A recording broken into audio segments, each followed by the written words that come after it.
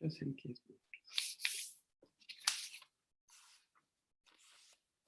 You could mute yourself.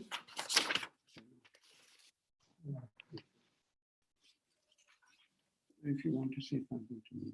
Awesome. If you want to say something to me, no, it's okay. No, here's a. No, mute him. Yeah. Just show him how to mute. So this is your mute.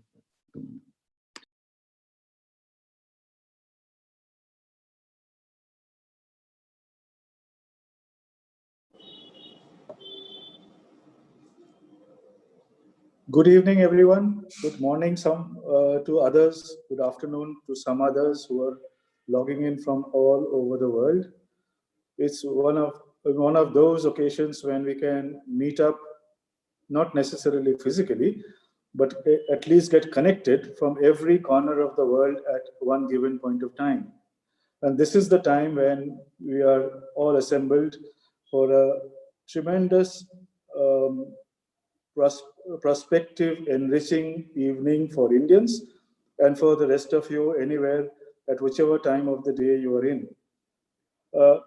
I'm very, very happy to welcome you all, every one of you, our esteemed panelists and speakers, also from various parts of the world, as well as all the members and audience participants who have logged in for this very special webinar as a part of the global series of our World Heritage event, which is on thematic debates on tourism, heritage, and local development.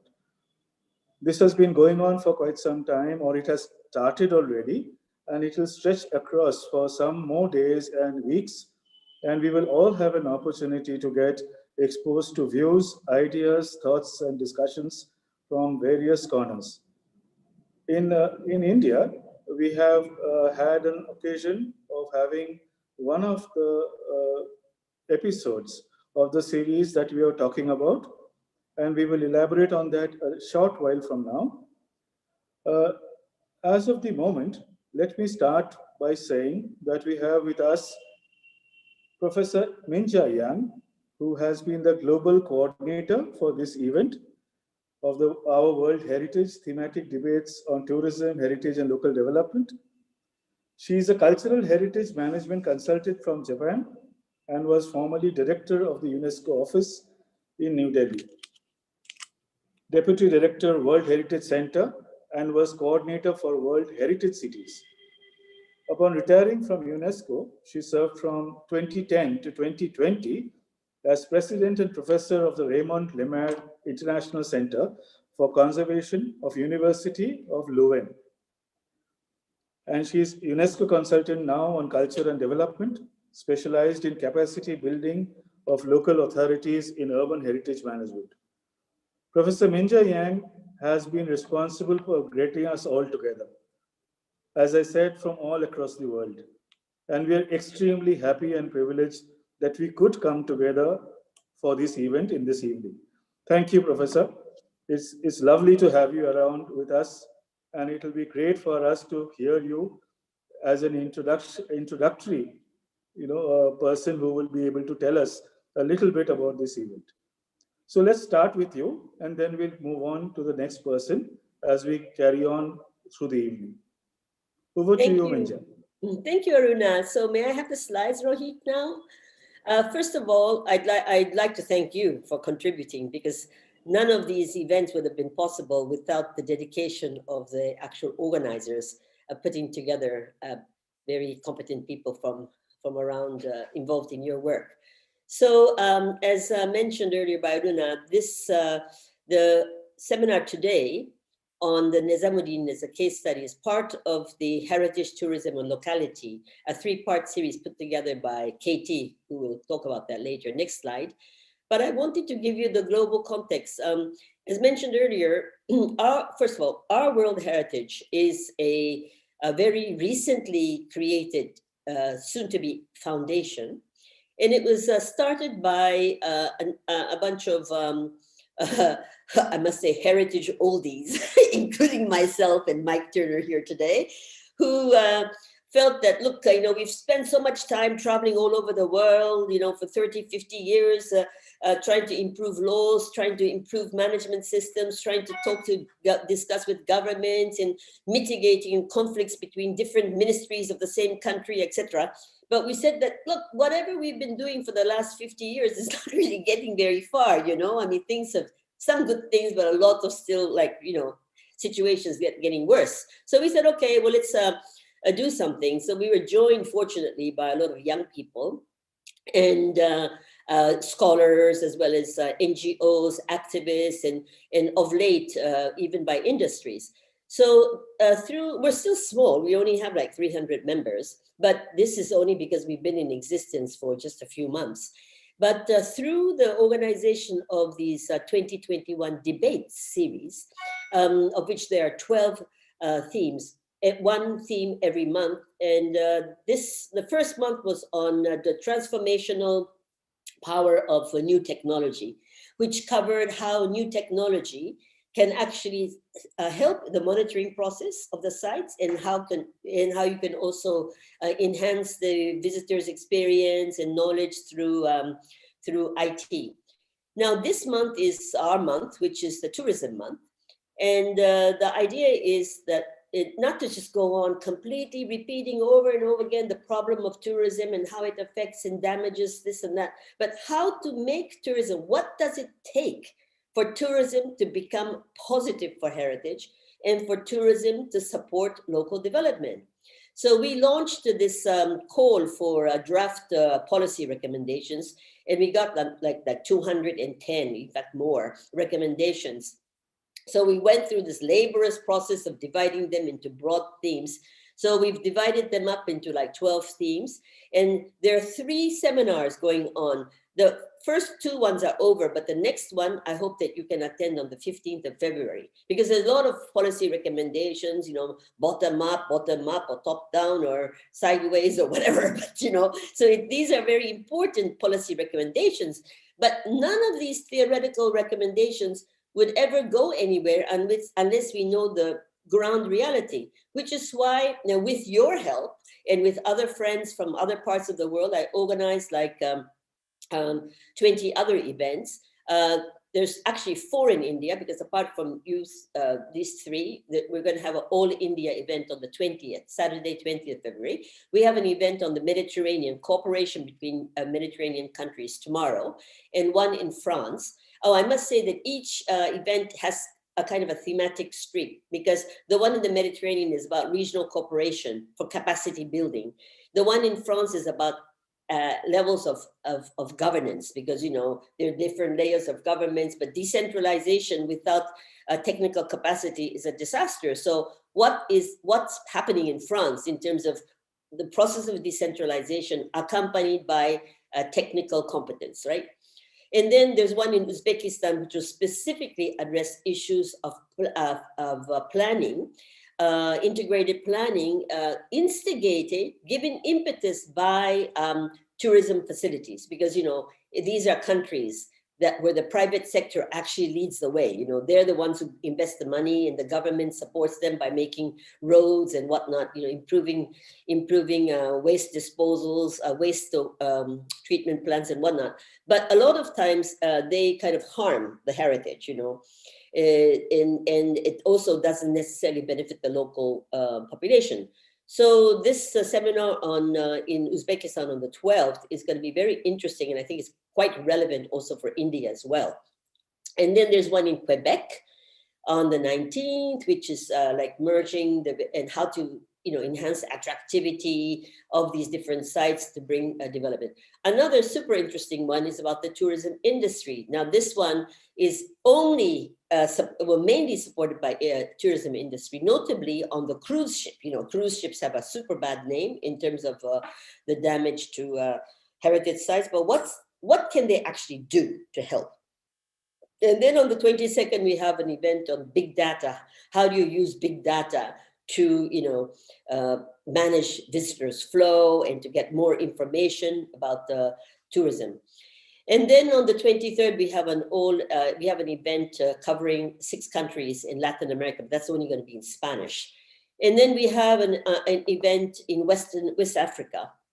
And then, in fact, now 2 in China. One in China, which is going to be very interesting, also very relevant to the Indian situation. And there's also one, a new add-on about Yunnan, you know, the province right by the border with Burma, with Myanmar and Laos, Vietnam. So, and we also have just a new one on Decennial heritage, about all the heritage sites that depict very, you know, terrible memories of the past, war, and, you know, concentration camps, and these, and even the in Japan, you know, the Hiroshima and Nagasaki site. So we're trying to cover all these different aspects, and basically trying to ground the truth, all the policy recommendations that have come in. How realistic are they? And if they're not realistic, how can they become more practical and useful? And the closing event is on the 26th of February, which I hope that you will all attend, because I think we're basically discussing the outcome of the policy recommendation events, as well as the ground truthing events. And we will be joined by sort of institutions, you know, like UNESCO and the UN World Tourism Organization, OECD, etc. Right. So that's the gist. And these recommendations, are divided into 4 big families: economic development and well-being, equity, peace, social justice, fraternity and solidarity, environmental conservation, and the 4th part, very important part, of intellectual development, conservation and valorization of heritage. All of this through tourism. And these recommendations are targeted to some pre-identified stakeholders. I mean, one is the World Heritage Committee, and one is the advisory bodies, and the 3rd, UNESCO, and the 4th, governments, 5th, local authorities, and then the tourism industry, universities, schools, medias, and NGOs.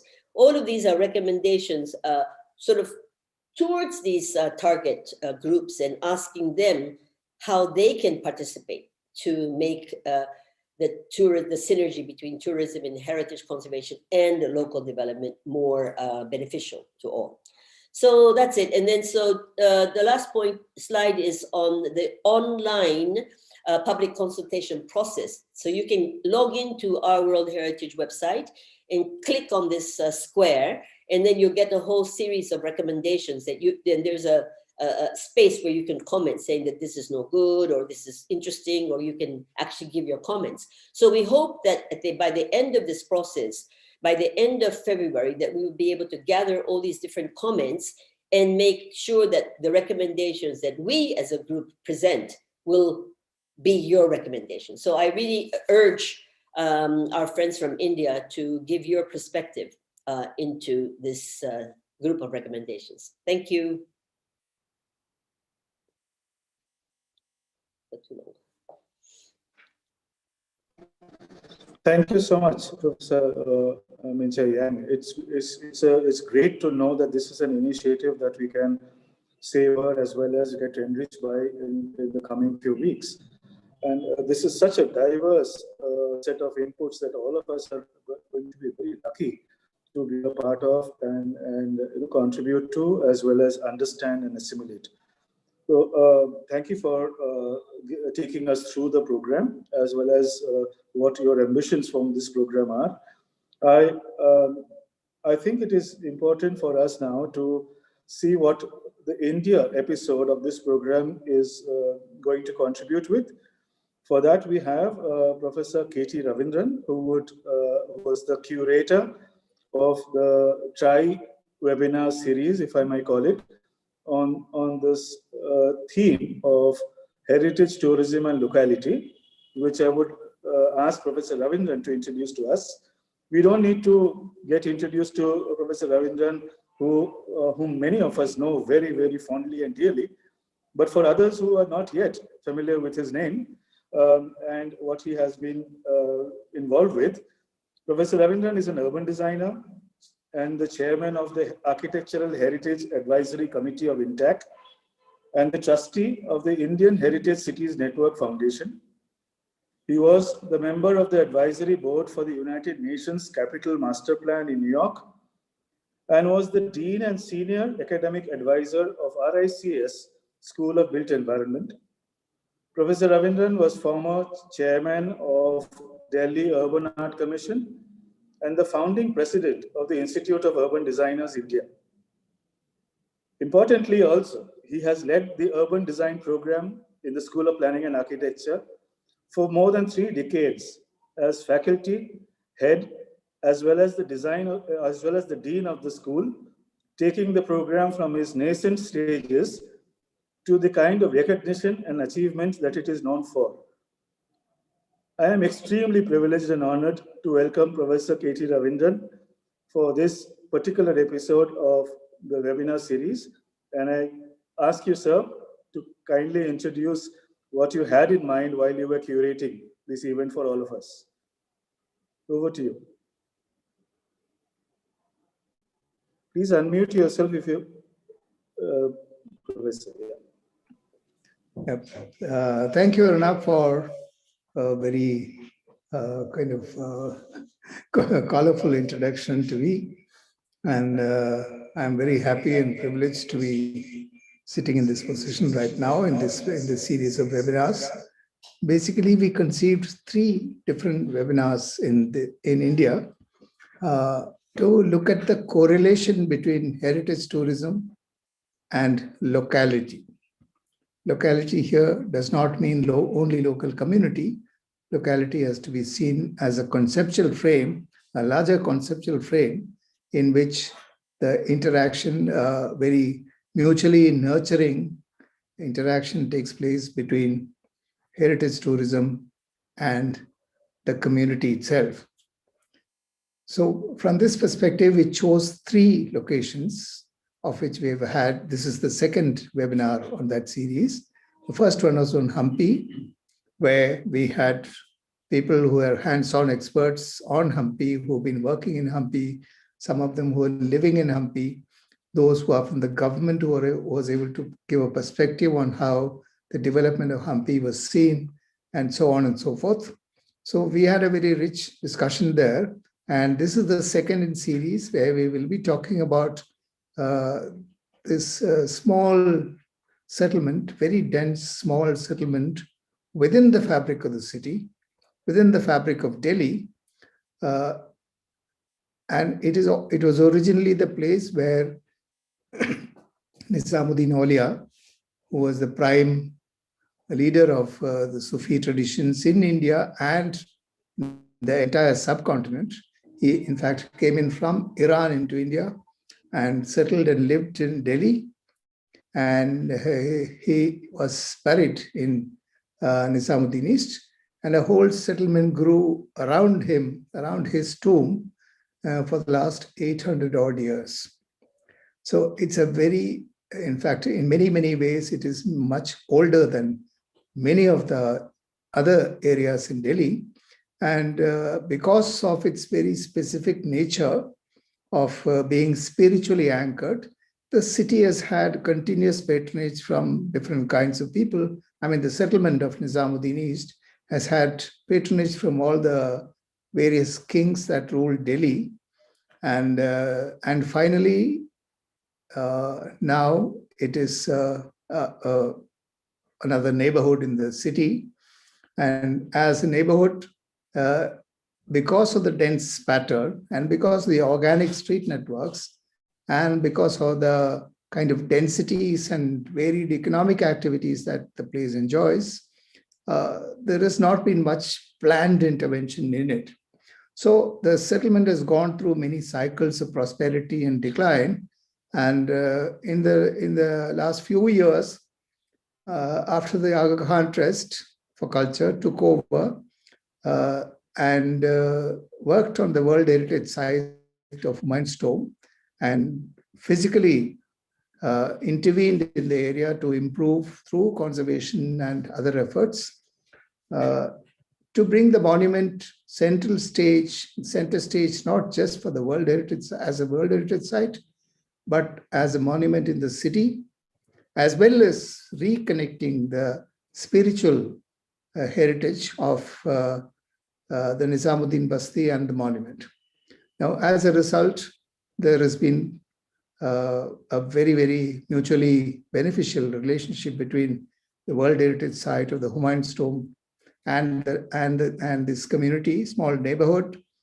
And also Aga Khan Foundation had subsequently enlarged their area of intervention to create an entire sacred geography around the Humayun Tomb, in which this fabric of this city, of this settlement, became a very, very important part.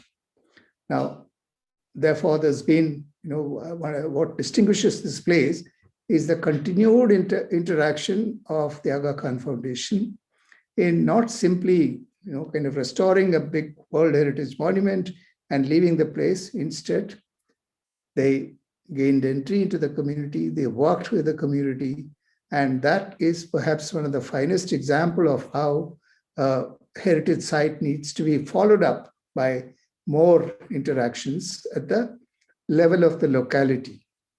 So the idea of locality is expressed in many different ways. I'm sure it will come through in the next few minutes of discussions by the experts who are directly connected with these ones. So I will not go into that. But the long and short of it is that perhaps this is a wonderful example of how a kind of heritage monument intervention actually creates a kind of multiplier effect, which then informs the community and benefits the people who live there. So it's been a very interestingly conceptualized, conceived, and carried out exercise from the Aga Khan Trust. And I'm sure that you will find more details of that coming through. So our idea is to explore that creative relationship which exists between a heritage monument and it's the people who actually had, you can say, had mothered this whole heritage. The locality which actually gave birth to this entire concept because of the presence of Nizamuddin Aulia, and subsequently a lot of poets, writers, philosophers, lots of people have been associated. It has a very intense spiritual heritage. And we'll have one person who will also be touching upon the spiritual heritage and how that is transformed through the interaction between the World Heritage Site and the community. So I'll stop with that. And our next interaction is going to be on Kochi.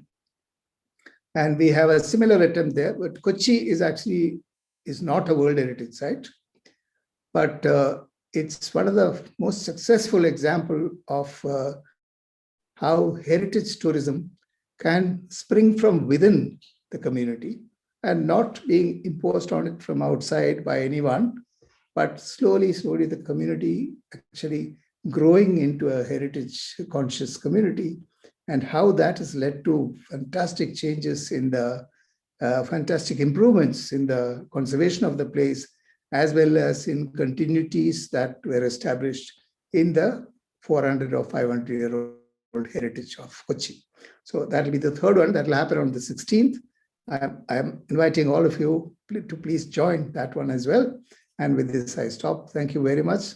I must, as a last word, thank Minja for initiating this whole series, and not just initiating, but also giving the space for the rest of us to actually develop the themes and grow into those themes.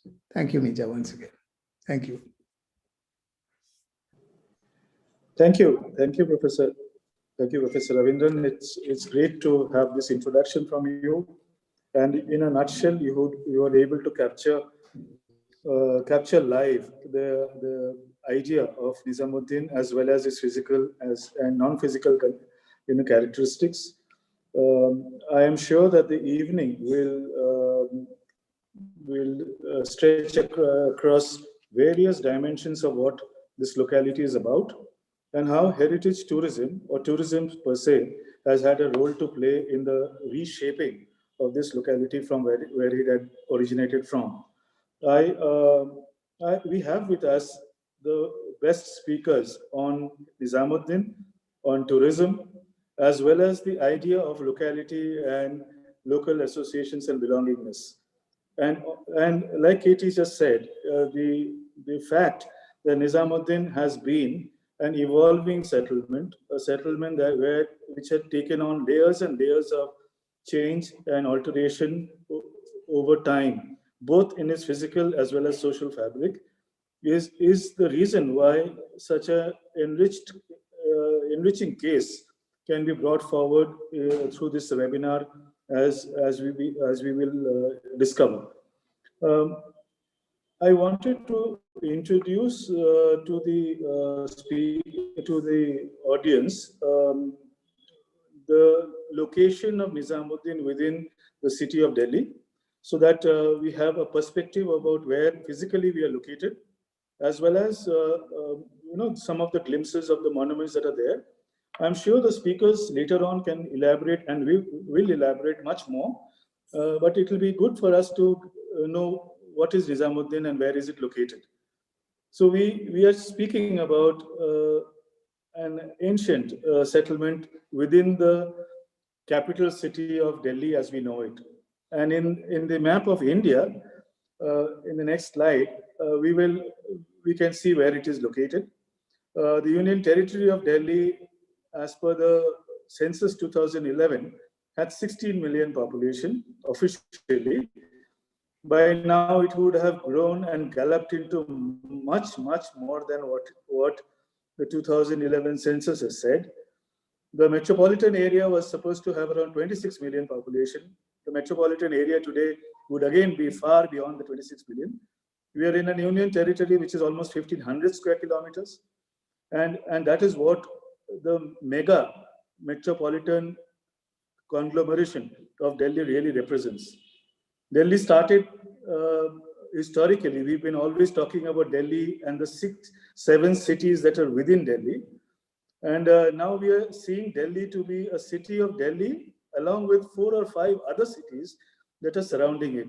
Cities like Gurgaon, Faridabad, Ghaziabad, they're all cities which are finding a way to get amalgamated into this large megalopolis that the city of Delhi is all about. In the heart of this city is where Nizamuddin is located. And you will find that in that red dot next to the yellow square where it is written NH24. That is where we are locating ourselves for this evening. And in this spot, next to the river, or adjacent to the river Yamuna on the right, and very close to the British colonial city of Lutyens, Delhi, as we call it, we will have this discussion of locality, tourism, heritage, and its relationships through time. And that is what I think this seminar will be focusing on more. If we go into a more zoomed in picture of what the settlement map tells us, we will see a very interesting spread of different configurations of habitation and monumental precincts.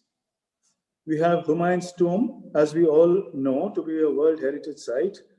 Along with Humayun's tomb, there is a full entire complex of different kinds of historic artifacts, monuments, and fabric that surrounds it.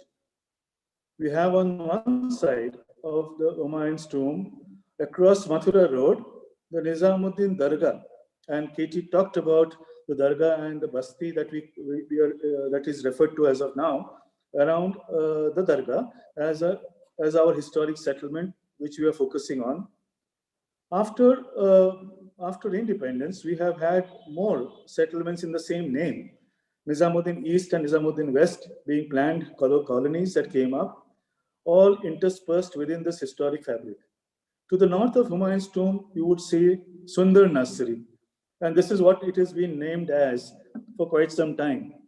This was till very, very recently a nursery for developing or horticultural, various kinds of horticultural plantations for the city of Delhi, owned by the central government or operated by the central government. And now we will also see how a place like the Sundar Nursery might have taken its own phases of transformation through time. So this is one of the richest areas of the city of Delhi in terms of its historicity, in terms of the kind of habitation patterns that the city is characterized by, of different cross-sections of people cultural confluences, planning and pre-planning stages of development, and of course, the entire layer of tourism, international, domestic, and local within this zone itself. This is a slice of the city of Delhi, and I think this slice that we will now focus on would become a real mirror to what a city like Delhi can offer to all of us. So I wouldn't get into the details of it because that would be giving way to many of the other speakers who would now be able to talk about it at length.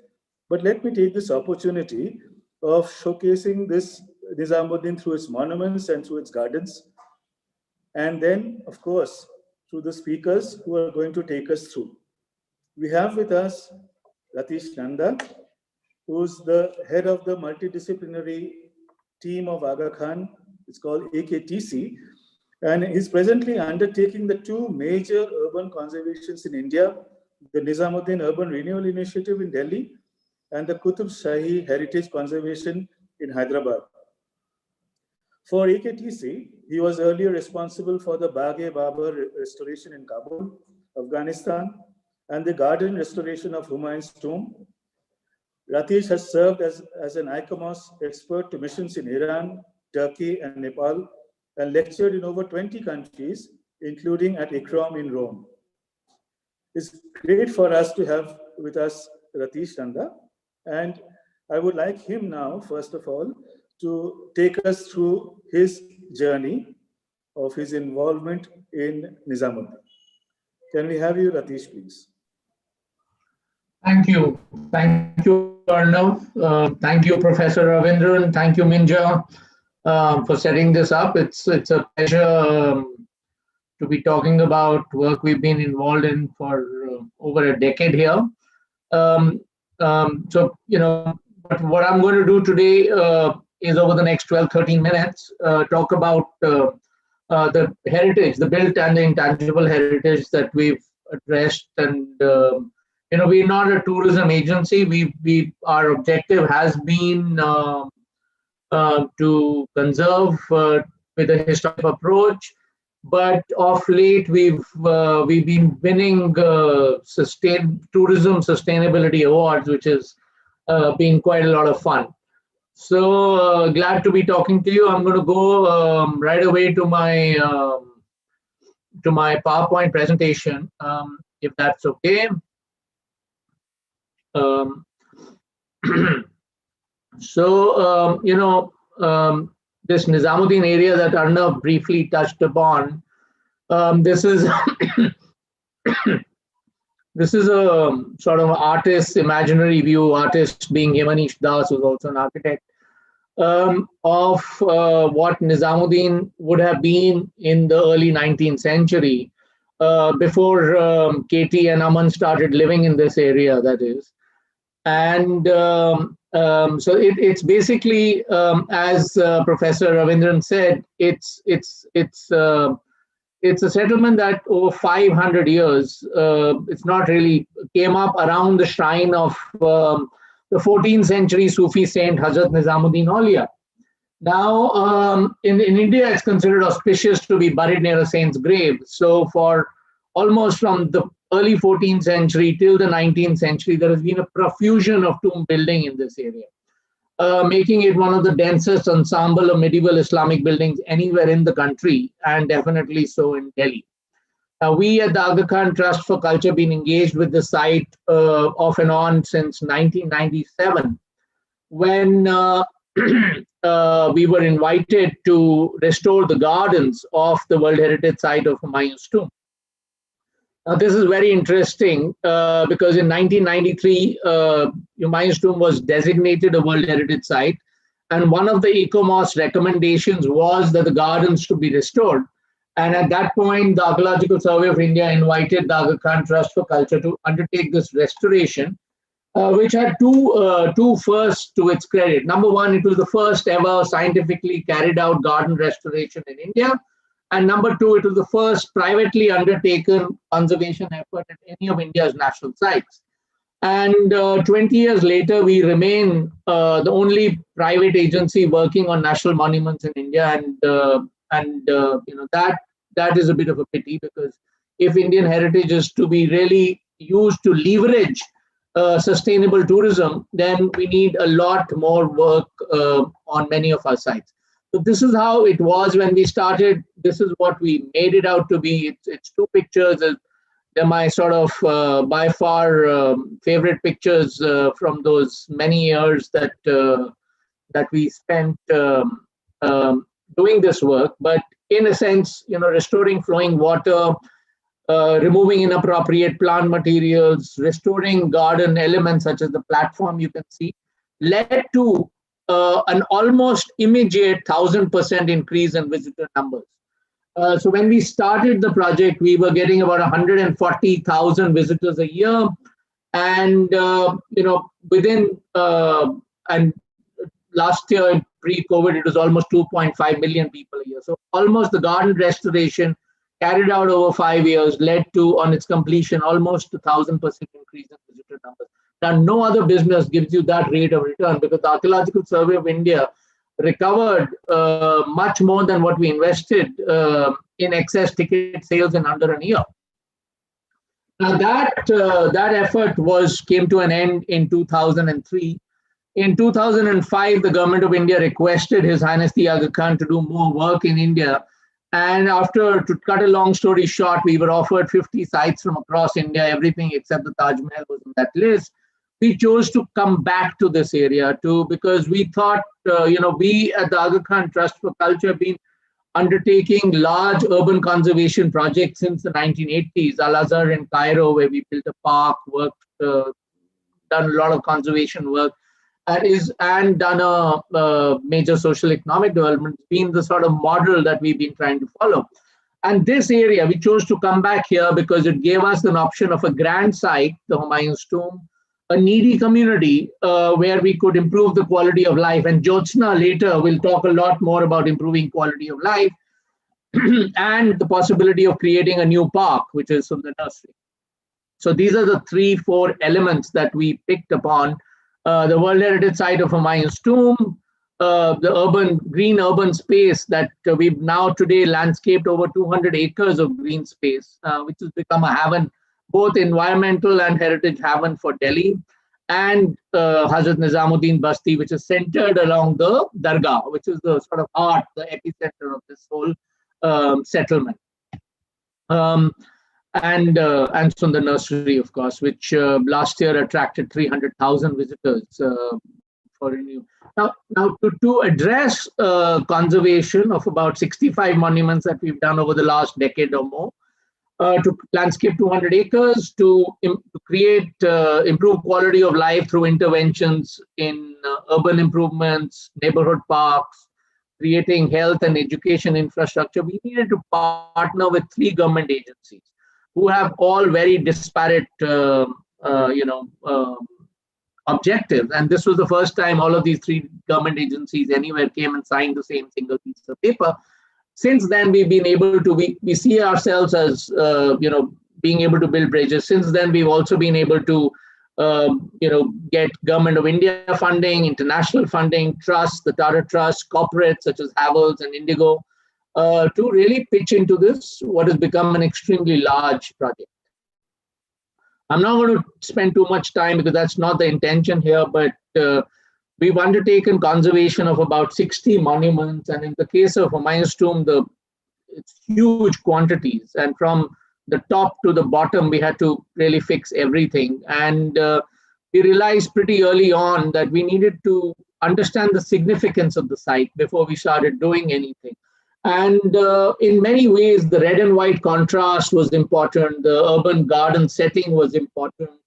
The craft skills were important, and these are the things that we emphasized on. This is a 20th century, 19th century image, and look at the blue of the tiles in front of the dome. Now, all of this was gone, but obviously this was very important to the Mughals, and we ended up, training craftsmen. And over the last 12 years, Minja, you will be interested to know that we've done almost 1.5 million man days of craftsmen work to undertake this work. 1.5 million man days is a lot of work, and I've been trying to persuade the Government of India at various levels for conservation to be eligible for funds that are really under schemes such as the National Rural Employment Guarantee Act.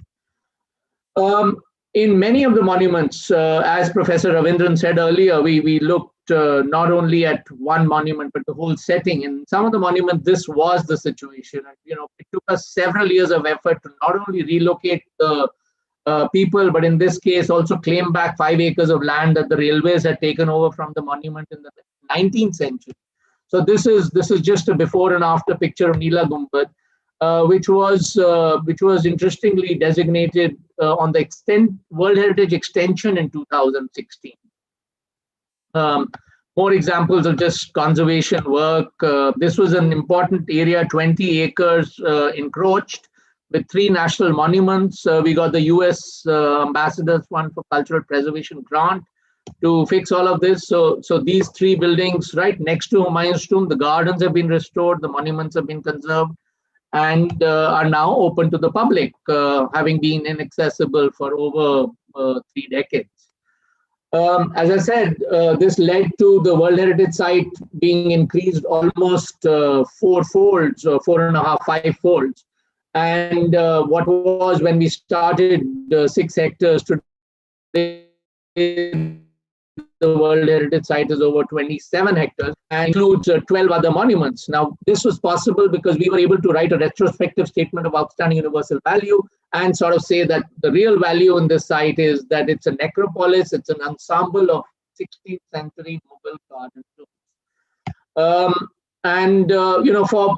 For several decades, we've struggled with the general perception in India that conservation really means preservation, and restoration and reconstruction are really abuses, bad words. But this recent recognition from UNESCO with the Asia Pacific Award and the citation really says that we've been able to set a new standard. So very grateful to the jury there.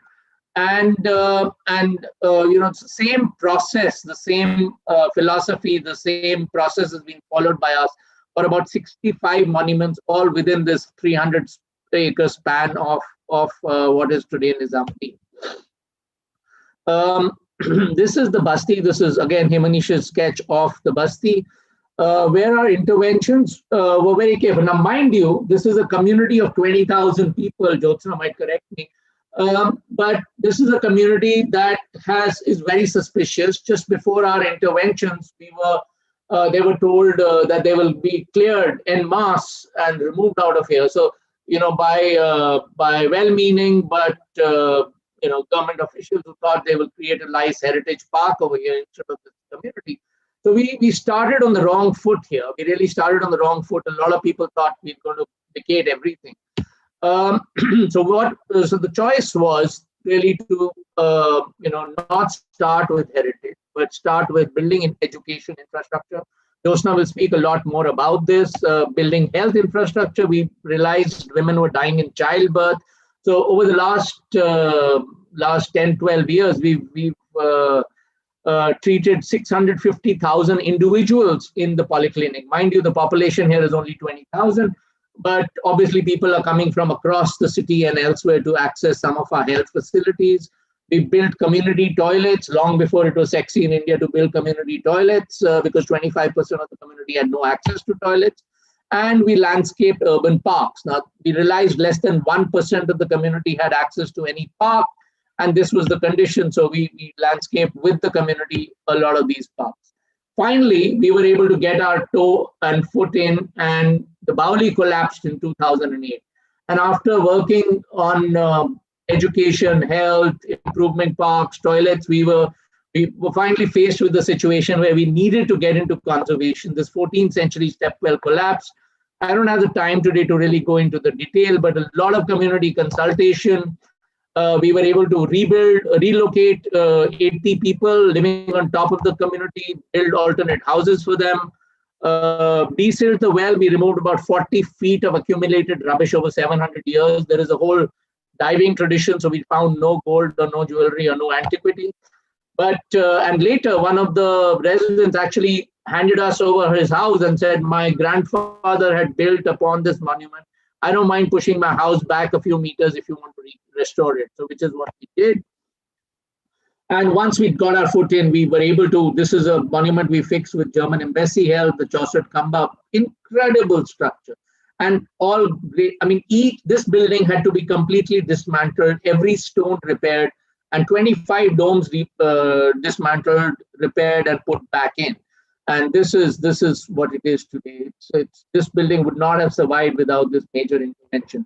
I know I'm running late. Arnav will give me another 3-4 minutes, but the Chaussert Khamba has also become a major hub for musical performances. You know, this area is also associated with the intangible heritage. The Qawwali music traditions were really born in Nizamuddin, with Hazrat Amir Khusro singing praise to the saint. And we've been able to bring some of that music and culture, associated culture, back into Nizamuddin. Mirza Ghalib, one of Southeast Asia's most famous poets, is buried here. We were again, Professor Muhammad Shahir, who was the landscape architect, did this very nice, tranquil urban garden around the poet's grave. And this place is now used for mushairas and poetry recitations. And finally, what is incredible, and for me, if you'd asked me 5 years ago, saying, what is your relationship with the community, I would have fumbled and at a loss of words. But on the completion of the Humayun's Tomb conservation in 2013, this community came to us and said, please fix our mosque. And for the last 5 years, we've been fixing this big building, which is all sorts of problems. And it's an unprotected monument. It's not protected by any law in India.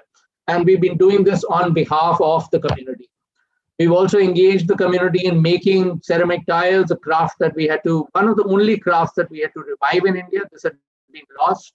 So that's what we've been doing. And, all our work across the world comes from this mandate that, cultural heritage is just like education and health, meant to help improve quality of life. And Jyotsna is going to say a lot more about that.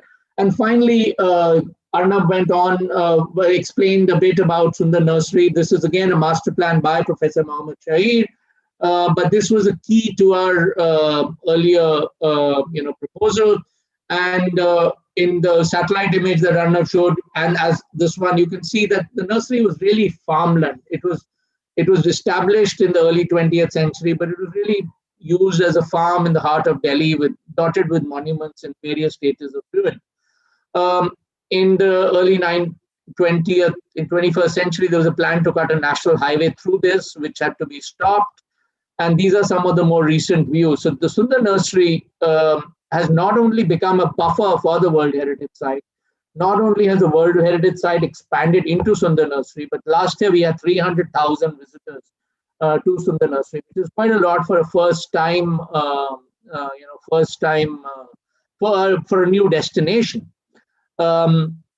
We've used the same principles for conservation. So there's a lot of stone, there's a lot of hand carving, there's a lot of Shahir Saab used a lot of Mughal traditions of landscaping over here, and that is an aerial view. So Minja, I look forward to walking you through here in post-COVID time. Come back soon. Though I don't promise that I'll get you your boxes. So this is a lakefront. This doubles up as a water collection place, and this is what a lot of Sundar Nursery was. So there is about 30 acres of it, which is just environment. We've got a whole arboretum with almost 300 tree species here, and it's become a haven for a lot of people. So whenever you are, I mean, there might be 10,000 people at Sundar Nursery, but there is always a tranquil, quiet corner. We've had about 100 species of birds come back. We've had about 40 species of butterflies. We do a lot of work with school children, workshops on environment, birds, bees. There's very little awareness of bees. So we're tying up with a lot of people. We've recently tree walks, urban farming, and an organic market. And so this whole management of Sundar Nursery has also attracted a lot more visitors. And we at the trust have been building these parks across the world. I think we've done about over a dozen of them, from Zanzibar to Cairo to Aleppo, Kabul, Hyderabad, and so on. So It's been very much an integral part of the Aga Khan Trust for Culture.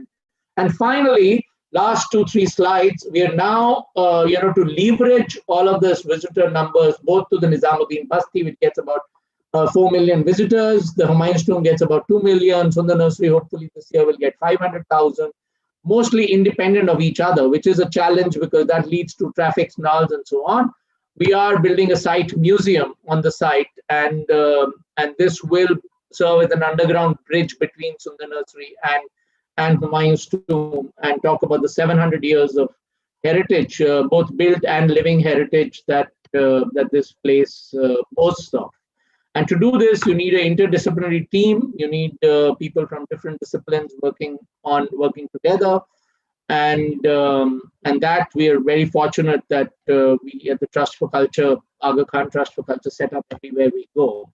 And just finishing off, we were also given this recognition by UNESCO this year, which again came as a surprise because we were not expecting it.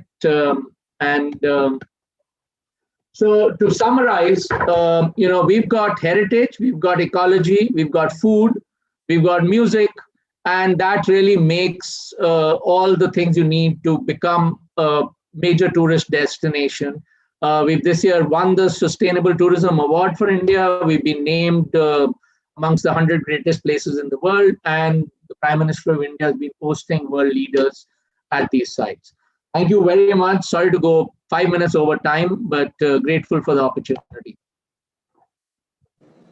Thank you so much, Ratish. And what better an introduction one would have got to what heritage, tourism, and an ancient settlement over various layers of modernity can showcase. It is stupendous work that you and your team has been working on over all these years, and I think the results are here to show to the city of Delhi, to people in Delhi, as well as to the millions of visitors, as you have been rightly pointing out. And you said clearly that you did not start with tourism in mind. You started with historicity and the way to bring history back to all our lives again. And that is where you started with. But you came back to the numbers of people who are getting benefited by this very act of bringing history back to life for all of us. And this idea of tourism and heritage and the way they are interconnected becomes then a very, very important dimension of how our entire evening can proceed forward as a conversation. I have great pleasure to bring in now, at this point of time, a historian, but also a heritage tourism entrepreneur who has, I think, again, like Ratish, by example, led this entire discussion of heritage-based tourism become a part of everyone's discussion as well as experience. Aman Nath is a historian by education, but from an early age, he has painted, written poetry, practiced graphic design, and copywriting for several advertising campaigns. He is involved in the restoration of India's unlisted architectural ruins, now run as the Nimrana non-hotel hotels, which have won awards from UNESCO, the Indian Travel Trade Industry and National Awards, and many other various international and national recognitions. I feel that it is at this time that we should be hearing someone like Aman Nath, who is himself a traveler. He has walked 400 kilometers to Mount Kailash and sub-Antarctica and contributed to travel magazines. He has been a part of an auction series for various kinds of programs in the auction of Sotheby's, sponsored by the Times of India. He was the curator of Art Today, the Gallery of India Today, and for his contribution to tourism, he was recognized as a Lifetime Achievement Awardee from the Outlook Traveler, as well as from the Condé Nast Traveler of the India Hospitality Awards. I believe this is a very nice time to ask Aman to talk about his experience in the heritage tourism and the way he has looked at tourism and locality through all these years of his contribution. Aman, over to you. Yeah. Thank you, Arunava, sorry. This long introduction sounds rather like an obituary, if I might say. But Not yet. I hope to go on for 20 more years at least. The sheer joy of participating in this actually makes it not look like work, because one has only to be passionate about these things. And much like Ratish, actually, even Neemrana did not begin as a tourism project. Before that, I had got a Haveli in Haryana and restored it for personal use. I thought I was going to write books over there. And when Neemrana started, I thought it would be very romantic to have a few rooms in a ruin, and then friends could use it, because the sheer scale of what it is defied, one had to be completely mad to attempt it. But a few big architects who did come, Raj Rewal, Ram Sharma, and so on in the beginning, said that just as well that you didn't study architecture, because the study of a subject often boxes you within, the constraint thinking, and then you don't have the courage to be as mad as you could have been if you're illiterate. So maybe what I do is I'll show pictures, less than Ratish, but that's the best way to describe the work, because they're very diverse, and you'll be able to appreciate that. And during the pictures, I'll quickly say a few things which would be of interest. The first thing is that when you go to a ruin, you are suspect, because people say, who is this crazy person who's come here? Because they've lived by the ruin. Nobody's imagined that a ruin will be woken up again. It's like if you live by a graveyard and somebody walked in with a stick and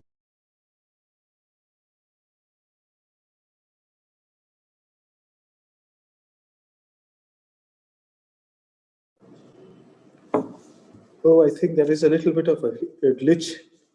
Aman seems to have got disconnected somehow. Let us see if we can get him back as quickly as possible.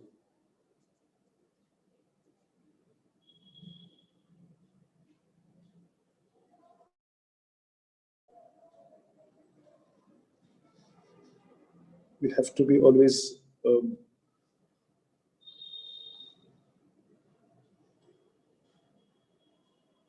prepared for these kind of technological uncertainties.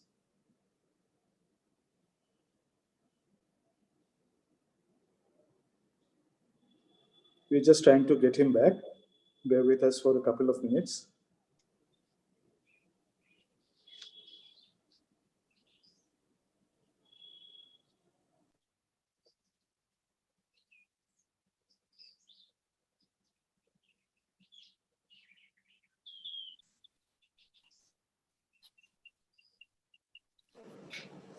okay. There you are, Aman. Can you hear us? Yes, I can hear you, but I don't know at what point I disappeared. Yeah. You had just got started with the ruins. Okay. Yeah, and we were not able to see your screen. So if you can get it shared again, it will be really nice. Okay. No, in fact, I hadn't begun that yet. No? Yeah.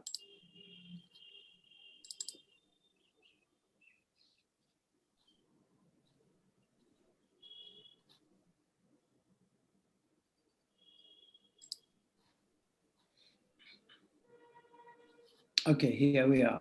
Can you hear me now? Yes, we can hear you. Okay. So we could just try to click it from here. Go to this one. Yeah. So we are not able to see your screen if you are projecting it already. Yeah. Okay. Ratish, you might have to stop presenting if you're. I don't know whether your screen is on, because we can see Aga Khan Nizamuddin 2021. No, that's what I wrote. Okay. Oh, that's what you wrote. That's what I wrote, because that's the context in which we are talking, actually. All Yes? right. So why don't you then screen, Okay. share screen with us? Yeah. No, so I'll run through quickly the projects that we've done in India, and it's not actually moving to the next one.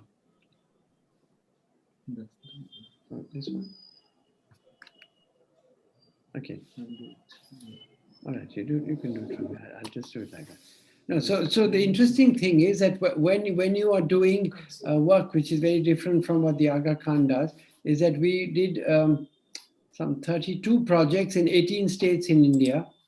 And it's completely different. You know, if you're doing something in Tamil Nadu or something in a coastal region, and then you come to North India or West India, it's not really parallel. So we have in 37, this is the 37th year, done over 30 projects, which include Rajput, Maratha, Sikh, Jat, you know, so many different kinds of architecture.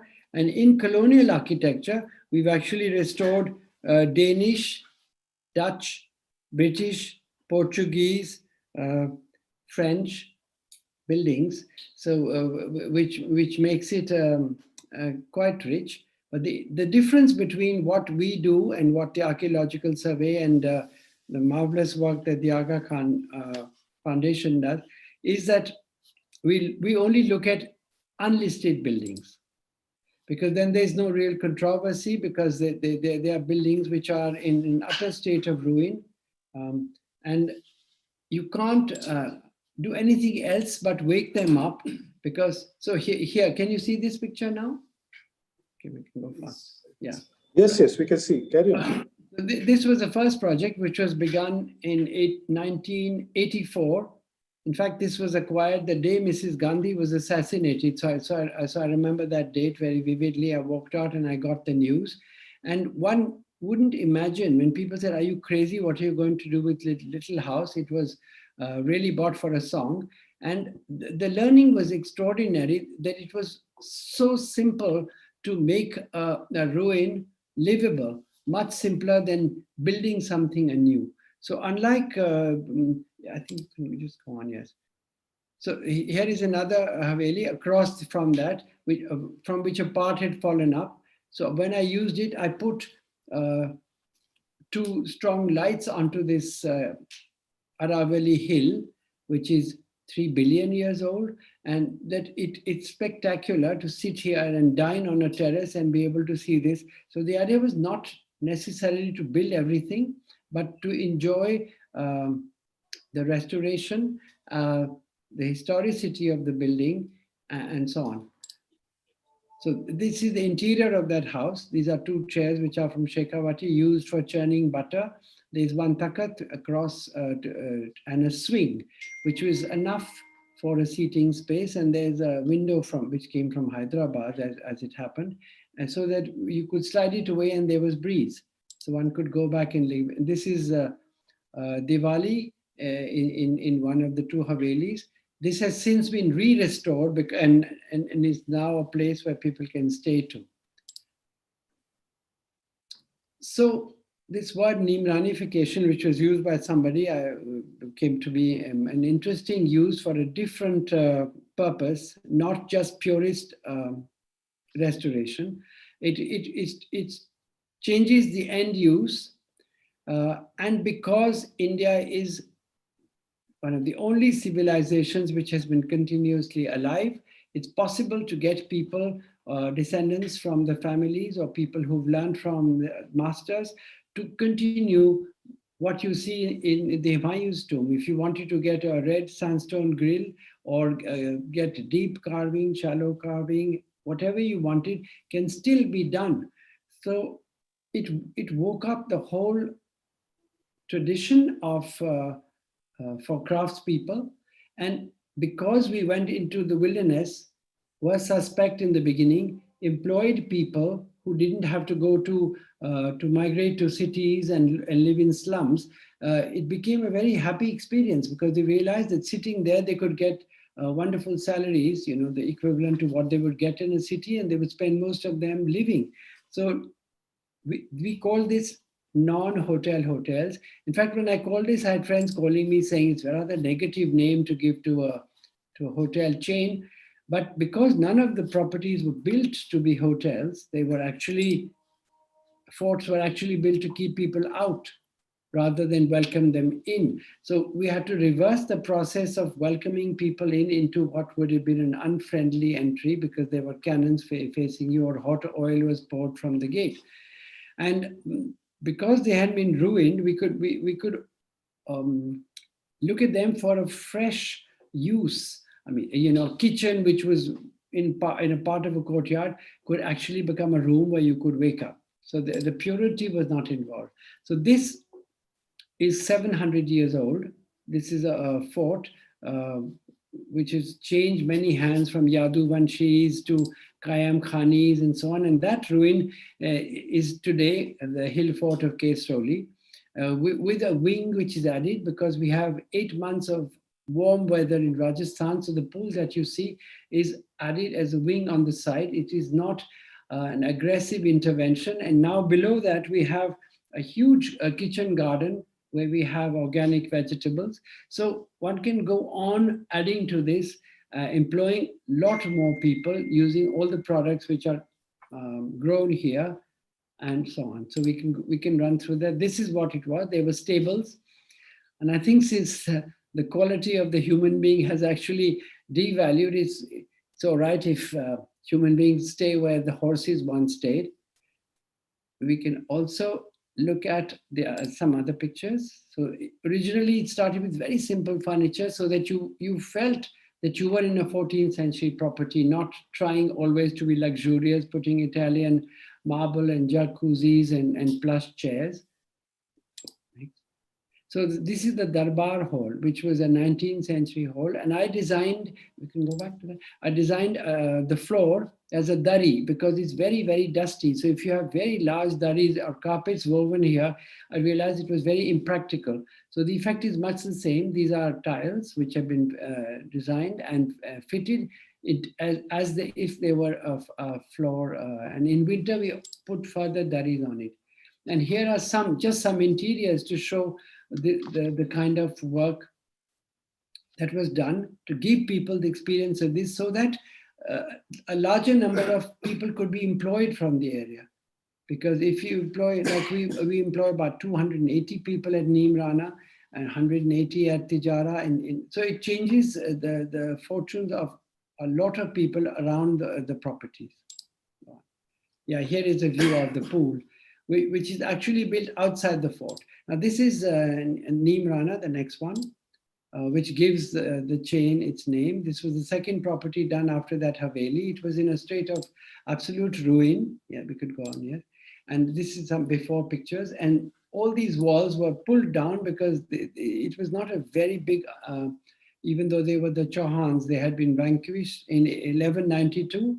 By the Islamic invasions, and they escaped and came here and then built something of a fair amount of grandeur, but they didn't use very good materials. So there was a lot of use of clay and cow dung in the inside of the wall, and lime mortar on the outside. So with rain and with earthquakes, this fell.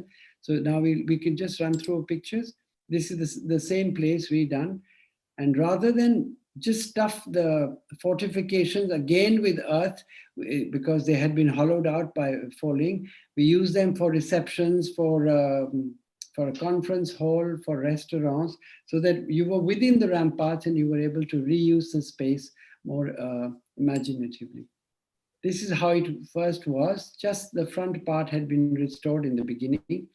And now when you see pictures of it, people are often amazed. They say, but where is the hotel? Because, you know, the whole thing is a hotel. It's built over 14 levels in 6 acres of land, with a lot of hanging gardens and a lot of vegetation that falls over. And the insides are done in different styles. This was an 18th century hall of justice. It had a very large space where the king sat at one place, and the culprits were brought in from another gate at the back. So a few of them have been shut, and it now is a very serene white space. Next. This is the colonial French room, which we did because this was a colonial part, which is contemporary, almost with the Connaught Place. It has pillars outside around. And then there are Art Deco rooms too, because there were some elements of Art Deco in the last few rooms. And this is a recent extension, if I might say. The hill was so beautiful, and that I actually decided to keep it, and we light it with sulfur lights. This is an Indo-Italian restaurant that we created. Instead of calling it trattoria, we call it katoria, because we serve food in thalis and katori. So there's half Indian and half Italian food. Now, this is what we've done for the community. You know, there are many initiatives. We can run through it faster, actually. So what we do, which is the first step, is health, really, because you know, the people there had lots of issues. There was no water, there was no hygiene. So we have to start with the very basics. And I realized that even though people come from the village and work with us, and create rooms and look after spaces which have no relation with their lifestyle, when you go to their houses, that they haven't changed their own lifestyle so much. So you have to go and do it for them. So once I arrived in the village and saw that all the drains were blocked, and so I said, get me a spade. And I actually spent a half an hour cleaning that drain. And if you see, everybody was just watching. Till a man came and said, aren't you ashamed? Don't you see, here is this gentleman who's much older than you cleaning the drain in front of your house. And this was just before the monsoon. So when the water flowed through, they began to clean. And when you go later on, you realize that you've made the difference. Here are other occasions. Then we got, there was a very poor and dull village. So where 700 houses were painted. Nerolac was one of our sponsors. So everybody started to come to see this, which has happened in many places of the world. They have a sense of pride, there's light. And with that also comes the government to do drainage, education, other things for which they have funds, but they don't do anything. And then we do very elaborate training programs for our people who actually live in the village. So when they go back, the whole process of evolution begins by their interaction with this ruin. First, they work to make this ruin livable. Then they see the amazing lot of people who come there. And in the 37 years, of course, our work has been much appreciated because we are in so many God-forsaken places where the government is not always active. And so here is Patiala in the Punjab. If you saw what this was the archives of the Punjab. And they were termites. It was absolutely, we can run a few slides. They had blocked all the arches, and it was actually a very beautiful building. With ceilings which are 30 feet high. And this is the condition they were in. I mean, it's unthinkable that the same spaces can be used. But for me, it's very, very easy.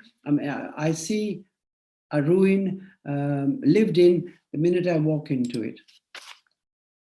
This is an extraordinary dining space where, if you go back, with a balcony on top from where the Maharanis could peep down and see how their men were behaving. This was the portico where carriages and cars came, and we made it into a restaurant. There was another veranda and so on. So we can just show pictures. So this is an interesting example of how we restored this ruin on top to become what it was. And the day it got ready and the first guest was to come the next day, the tsunami happened. I happened to be there and had left in the morning. And then rather than run the hotel, because tourism comes second, I think, the community certainly comes first. We got involved with building the fishermen's houses. We built over 100 houses for the fishermen. We got boats for them. We saw that their livelihood returned before we sat down to enjoy the lobster and the prawn, because it cannot be the other way around. So here is a Danish building. You can see the decor is, if you go back, Yeah, if you see the decor is very, very different from it. So there were traces of this strange blue. This was the captain's cabin, and we kept that flavor of it. It's Nimrana hotels are always under rather than over. And this is seaweed. This is seaweed mats which are local to that place. This is Gwalior, where we found a very beautiful ruin, where Babur had camped. It was in a low-lying area, and then we extended it in the same style to become a garden palace. It's beautiful. Look how beautiful that building is. It's got lots of arches. This was I think the stables, which we have converted into a dining hall, but it's rustic and brute, as you or you can say. And look at the setting that it is in. This looks like yes. Then this is in the Kumaon Hills, where there are lots of small houses. There's no big fort, so we kept acquiring houses as they appeared on the market or which were abandoned, and have made a place, and the whole community is woken up. My mother went here and started a jam project because it's very, very rich in fruits. So we make Nimrana jams, which are hugely appreciated. And this was where, yeah, so this is the last project really, the Tijara Fort, which has been a huge challenge. This is what it was. And we first had to convince the government to put it to bid. And when it was put, if you can go back one slide, it's very hard to imagine that that place can become this. And within 2 years, it was voted as the best resort of India, which I'm not sure it is. But you know, the feeling of being here post-COVID, it filled up like you can't imagine. Yeah, there it was. And here are ruins like this, which have all been done. And since we are talking about the Aga Khan Foundation, I'd like to say that yeah, all the names here, all the rooms here are named after creative people, artists, designers, and people who are involved with this process. So there is one Ratish Mahal here named after Ratish Nanda, for which we were able to get some of the people who do the incised lime work at the Khane Khana tomb and get them to do that. I should have had a picture of it, but I didn't have it offhand. So I think this is broadly, so if you see this picture and the next one, you see the niche in the wall, it has no relation. Nobody can imagine that, you know, this camel is sitting, you can go back one picture, this one, that you are actually going to lounge on a chair and look at 17th century textiles, which I had got for the house, which didn't fit in my house because it was so tall. So they arrived here. And this is a sunken pool. So I think this whole debate about should you touch them, should they be an intervention, which is for more purist restoration. You couldn't make a swimming pool in the Taj Mahal for sure. But if you sink things into the ground, which don't interfere with the skyline, I think that we have to get the facilities in place. People can't be told it's 50 degrees, but you must go there and enjoy nothing. Go ahead. This is the room done by Anjali Ela Menon, where she painted a fresco and did some trance lights. So people actually go from room to room admiring the room. That's the site. There's no Taj Mahal to be seen. This is done with chip plates painted with mangoes. And I did the floor designs as daris. So there are actually very splendid places in that ruin, which is unthinkable. This is a restaurant we did. And because there's a constant breeze, I have used the ribbons which are in the colors that the ladies wear in the fields. So you have very monochromatic fields, and people walk into this 108-foot space and say, wow, because of course, you know, you've traveled to a place, so you must have something to arrive, appreciate, and then tell 10 more people so that the fame grows by geometric progression. Thank you. That's it. I hope it wasn't too long. No? Yeah. Thank you so much, Aman. And again, I knew that you would be going all over the country and realizing what a fantastic nation we have in terms of our historical assets. And what you've done with most of these, as you say, very clearly unlisted monuments and converting them into places of, experience, a great experience. I feel that that's a tremendous contribution already visible to us. It's great to also see how ruins can become livable. And the fact that changing end users of buildings can also start giving new life to buildings which were sort of kept neglected and indifferent and kept to posterity rather than giving it any further continuity within us. And it is marvelous to see the kind of spread that you have had as an opportunity to contribute in, both in terms of scale as well as in terms of geographic distribution, from the deserts to the mountains to the coasts and the seas. And this is a rainbow of different kinds of prospective ways in which I think the idea of heritage becomes again alive to all of us. What Can I does say it just do? one or two things which I Yes, of forgot to course. say actually? Absolutely. That, Ratish talked about man hours, because it's very difficult to keep track of 37 years of man hours in 30 places. We just get on with it, and we can see that, a lot has happened. But what has been very heartening, in the beginning, people started to say, oh, this is being done for foreigners. And Neem Rana was never running after trying to get $1,000 from the rich tourist who came here. For me, it gave me great pleasure to see Indians enjoy the place.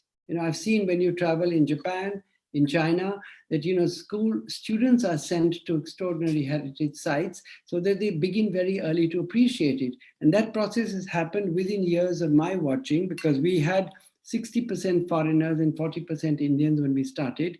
Now, of course, there's COVID. So we have, I think, 95% Indians, but it's not that it's a place for foreigners. It's actually a place where Indians enjoy their heritage. Indians bring NRIs, their foreign guests, to show off their India, of which they had become ashamed because they had been colonized. And even though the colonizers had left, they left a colonized psyche behind. So what happens is that when you go to a place, even government agencies, are so uncooperative, and they cannot even begin to understand why a madman would want to touch a ruin, because for them, building something new has value. But we've done enough, and so many thousands of people have stayed over 37 years that we've actually put value to the ruins. And now people say to us, oh, we can't buy a ruin because of Neem Rana, because now the owners ask for so much money. But there has to be a balance between the two, because, a ruin will remain a ruin if you don't wake it up. And then, of course, when you go to a place and people come to work from there, for example, when Prime Minister Modi, had said that he was talking about making toilets, etc., an appeal was made to the hotels. And we were very happy that we were the first hotel in India to make 6 loos for the girls' school, because girls often didn't come to school because they couldn't use the loo and they had to pass through fields. So these are very small ways of making a big change. And we don't really keep track of all this. I do believe that if the source of the charity is announced too much, it doesn't remain a charity. So we continue to do what we can do, and it's very, very heartwarming. Thank you. Thank you for extending this. It's really nice. And I'm sure we'll come back to this conversation once again. But this entire idea of, the monument and its relationship to the fabric, or the artifact in relationship to the collective that is surrounding it, also applies, as you said very clearly, that the community and the visitors to that community or with that community. So there is a question of who the locality is about or belongs to, and who are the people who come and become a part of that locality, even if they are transient and even if they're coming for a short duration. And I think that it will be great to understand the locality from the point of view of the community and its inhabitants as a perspective also. And for that, I would like to invite Sarovar, Sarovar Zaidi, who's a social anthropologist, and she works at the intersection of critical theory, anthropology, architecture, and material culture studies. She has extensively worked on religious architecture and urbanism in the city of Mumbai, and currently also works on modernist architecture in Delhi. She has received the Max Planck Fellowship, the INTAC Fellowship, the IFA Fellowship, and the Koch Fellowship for her research interests. Besides this, she also curates an interdisciplinary forum on art, architecture, and anthropology, elementary forms, and has previously taught at the School of Planning and Architecture in Delhi. She currently teaches at the Jindal School of Art and Architecture, OP Jindal Global University, Sonipat, Haryana. She is also very familiar with Nizamuddin as a locality, and she has spent a lot of time living in that place and has her own individual personal associations with it. Let's hear Sarovar from the perspective of communities and their associations with history and change. Sarovar, over to you. Thank you, Arunava. Thank you, Katie, for inviting me. Thank you, Minja. To speak after Ritesh and Aman is like, they are like the empire builders. It's like, I feel like a street corner shop or a street corner shrine, as I should say. And I don't have a presentation. I would say that I am at core a social anthropologist, a philosopher of space, and a teacher, an academic. And a lot of the things that I will speak about, and I know Katie invited me both and he's invited me before to other forums. Uh, it's always good to be in conversation with Katie, and I have known him for many years. Um, and I think Katie's point of inviting me was a combination of things which was related to partly my childhood memories of having grown up partly in Nizamuddin, having gone there for a very long time. Also, as someone who has worked on the built environment, or as someone who's worked on religious architecture, and as someone who I have always thought about the idea of the locale and the locality in the work that I do, whether it is in my work on Bombay and the religious architecture there, or any of the work that I'm trying to do in Delhi. And as I said, I feel like a street corner tea shop in front of these two. But I want to start with some of the people that I think of and I read and I teach also. And of course, Jane Jacobs comes to mind. And she does talk about a very interesting idea that a large number of small elements actually make the city. And I think these are things that both of you reflected on in your adventures through this country in the last few years. And of course, the locality is not just made through industrial and commercial infrastructures or monumental structures, but it's made through how people live, inhabit, dwell, nostalgize, and how they use those spaces, right? My early memories, and I'm sure a lot of people who have who've grown up in Delhi have very early memories of, I grew up in Nizamuddin East partly, and my early memories were of walking with my mother across from Nizamuddin to this shrine called the Peer Patesha Shrine, to go to Sundar Nursery to buy plants, we used to run a small detective club in the back lawns of Humayun's tomb, because I used to live in A block, if anybody knows Nizamuddin East. And also visiting the shrine on a very regular basis. It was a kind of a part of a habitus of life for my parents. And in a sense, the Nizamuddin shrine, and this is something that I've seen it transformed over time. But the Nizamuddin shrine has been a place of worship. It has been a place of stories. It has been a place which a lot of people who grew up in Delhi knew the story of, when the historical story about the Bauli being dug at night and the workers working there. So there are these stories and fragments that come to you, or how Baba Farid came to visit. It is also a place, as my mother says, even the non-believers come, the believers come, all kinds of groups of people have been coming there. And I also think that the Nizamuddin shrine was sometimes, and as a child, I remember it as a playground. As you know, my parents are sitting and talking to someone, and I'm running across the grave. So it's a playground, and it still is a playground for people. It's a women's space in some parts where women, there's a domination of women. It's a place that grants boons. I mean, people come and tie the thread, and it's become even more stronger there now. It's a historical location, it's a monument. Is it a market or is it a tourist spot? So, so one has to start. One of the things that I try and teach is also this idea that how many meters can you actually enter a space from? And how many ways that does that space actually unfold itself to different people? And we actually are constantly weaving and walking across these different worlds. And I was an early student of philosophy at St. Stephen's, and I studied a philosopher called Henry Bergson. And Bergson was a philosopher of space and time. In fact, he challenged Einstein at some point. And he has this lovely idea, and I really bring up this idea with a lot of my architectural colleagues and his heritage colleagues and others. And he says for the individual, time may speed up or slow down, but for science, time is a constant.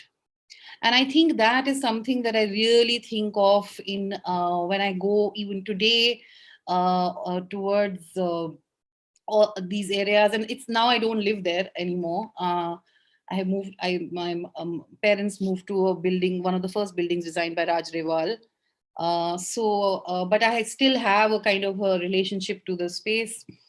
Um, Another thing that I really wanted to think about, and because I am, I guess, somewhere a philosopher of space. There is a Urdu writer called Mushtaq Ahmad Yusufi, and he says, going back to a place sometimes fills you up with delight, sometimes leaves you disappointed, and because it is never the same for you. And it's also something that one has to think about when we think about things of restoration. Are we the same? Has the place changed? What has happened in this relationship of time and spatiality and materiality? And a friend of mine asked me at a recent visit to Sundar Nursery, because it's been restored, and everybody after the pandemic was just running to Sundar Nursery to breathe. And it was amazing in many, many ways. But the question she asked me was, which has left me thinking about these things, and I'm writing some things on this, is what did it look like before? Now, this is a question which can be thought of as, is it a spatial question? Is it an existential question? Is it a question about the before and after? Because I cannot be categorically so clear about this thing, and it's a muddle. And because what does something look like before, or is it become a new place? And this is something that I really think about when I go to places that have been restored. Is it a new experience? Is it an old experience? And I'm sure there are a lot of people who work on heritage, and I'm leaving them with a lot of shots in their heads. But and this is another set of questions. What does something look like before? What does something look like after? And one of my favorite historians who recently died, Professor Sunil Kumar, is this book of his here. And if you haven't read it, The Present in Delhi's Pasts, it's a really beautiful book about thinking about these ideas. And he said something very interesting to the fact that what has happened in the present to the past, right?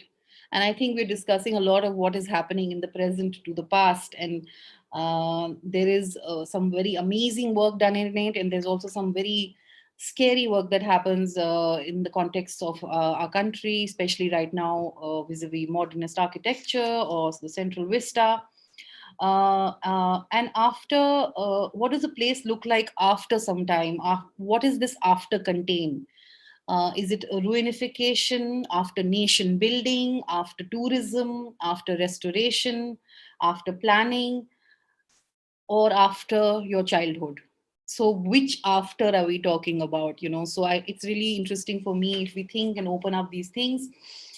vis-a-vis thinking about, the Basti, and I know Jyotsna's here and she's done amazing work there and she'll be speaking about it. But this is the Basti is also a place where I've gone to for a very, very long time. And I've seen the Basti uh, have warps and wefts of change between the shrine and the markas and the shopkeepers and the different ways that it has kind of moved and emerged. And of course, the work of the Aga Khan Trust on, Urs Mahal, etc., which has created new publics in a sense. One of my colleagues and friends, she worked on the Monday bazaars, Monday Women's Bazaar in the Basti. And some of the thoughts that we were discussing on this is that, what is the Basti? Is the Basti urban village? Is it part of a sacred geography? Is it because people have come and lived here? Is it a ghetto? Because there's so many ways that the city actually thinks about Nizamuddin, right? And then different parts of Nizamuddin are thought of differently. So it could be one part of it is thought of as a tourist spot, one part of it is still has a certain kind of stigma. And so placemaking, memory, nostalgia, and its enactments have many things going on, whether it's modernity, religiosities, and all these, and markets, and there's a kind of movement that comes about, and what remains in people's heads. There can never be a fixed narrative, is what I feel. So even for Nizamuddin, for a lot of people, it is a spiritual space which they come to. For a lot of people, it's a market. For a lot of people, you know, it's a tourist spot opposite. It's a place to go and eat.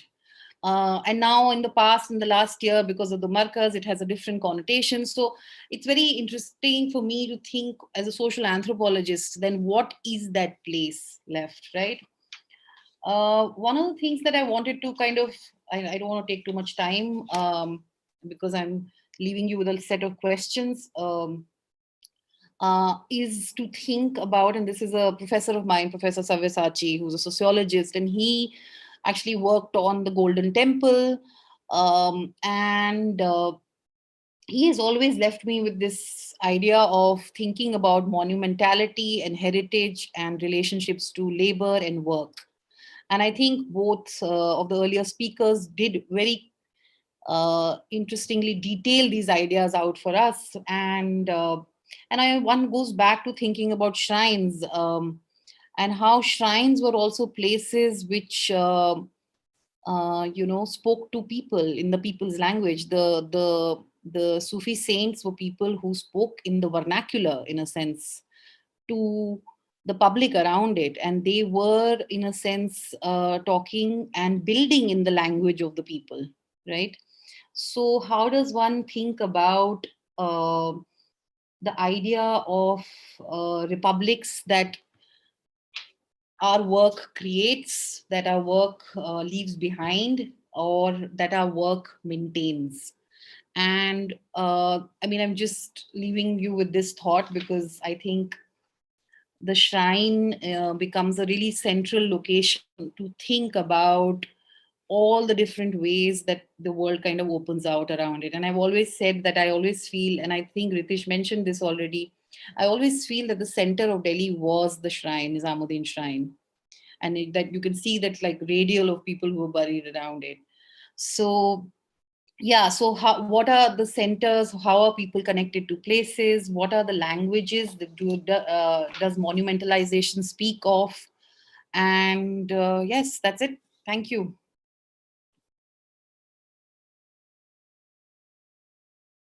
Thank you so much, Saravar. And this was a really nice, crisp, question session at least. And the questions that you raised is so pertinent already against and in extension to what we have heard so far. The fact that you're talking about the idea of the after, right? And we have seen in both the earlier presentations how the after has actually got metamorphized from the existing past that it was there before it came into existence. So I think this question of the idea of the new publics and the idea of the newness in the public experience itself was a very important dimension that we should all get back to when we are discussing this question of transformation, which has been led by and through heritage restoration, conservation, preservation, and also reuse. You also touched upon this question of the language of what do shrines say and what is the language that they use, and the idea that the physical fabric speaks to its own inhabitants, and the physical fabric also speaks or is in dialogue with the visitors that come to it. And what is the language in that dialogue is something that I think is a very important dimension that you have opened up. It's lovely to hear these questions from you, and I hope that some of our panel members will have the opportunity to answer, because we're running so late in time. But with whatever little time that we have, let's try to get back to this question of heritage, community, locality, and people-centered development ideas, which I think both Ratish and Aman had touched upon earlier. And we did know that Josna is here with us. Josna Lal will bring us back to Aga Khan and Aga Khan's contribution to the community development ideas in Nizamuddin. Josna directs a multi-input development program, which comprises initiatives in health, education, livelihoods, and sanitation, with the objective of evolving a community-led initiative under the Aga Khan Trust for Cultures. In Nizamuddin itself, she studied at the Institute of Rural Management in Anand, and over the past 32 years has worked with a variety of development initiatives, always keeping a strong focus of community-centered design. She is a co-founder of Gramin Shiksha Kendra, which focuses on improving quality of education in and around villages of Ranthambore National Park. She's also a co-founder of Basic Health Services, which is a low-cost health services delivery system that is nurse-led. And so Josna's involvement with the Nizamuddin Basti and the people of Nizamuddin Basti as an extension to the Aga Khan Trust's involvement in that area, I think has a very different kind of a dimension to this entire discussion that we are having this evening. From monuments to ruins, to the association of people and their present and past, to the idea of bringing the two together, that is people and historicity, I think Josna would be able to give us the exposure of Nizamuddin in its journey of change. Over to you, Josna, and if you can keep to your time, it will be really nice for us to have a small discussion after that. I'll try to. Thank you, everyone. Let me see if I can be as quick as possible. So I'm sharing my screen. Hang on. Yeah, can you see the screen? Not yet. Is it possible? Can you see it now? I think I have to be made a host or something. Yes, I think Rohit is going to do that for you right away. Yeah, then I'll be able to share. So it's not only do I have to follow Ratish and Amarnath and Sarovar with all their awards and fellowships and so on and so forth. And not only do I have to do that, but it's also pretty close to dinner time in India. And it's not at all romantic like heritage conservation and, you know, converting things. I'm going to be talking more about people and localities and communities. People and communities is what I know about and know little about, and that's what I'll try to share. If I can share the screen. Can you see it now? No. It's not yet come. So I'll just wait. Yeah. Is it visible? Okay, great. Visible, yes. Hang on, let me just. I'm trying to get it into. Yeah. So yeah, so this is a picture of which many, I think almost everyone who's familiar with Nizamuddin will recognize. This is a picture of Basant, and Basant is around the corner. So I thought of using this.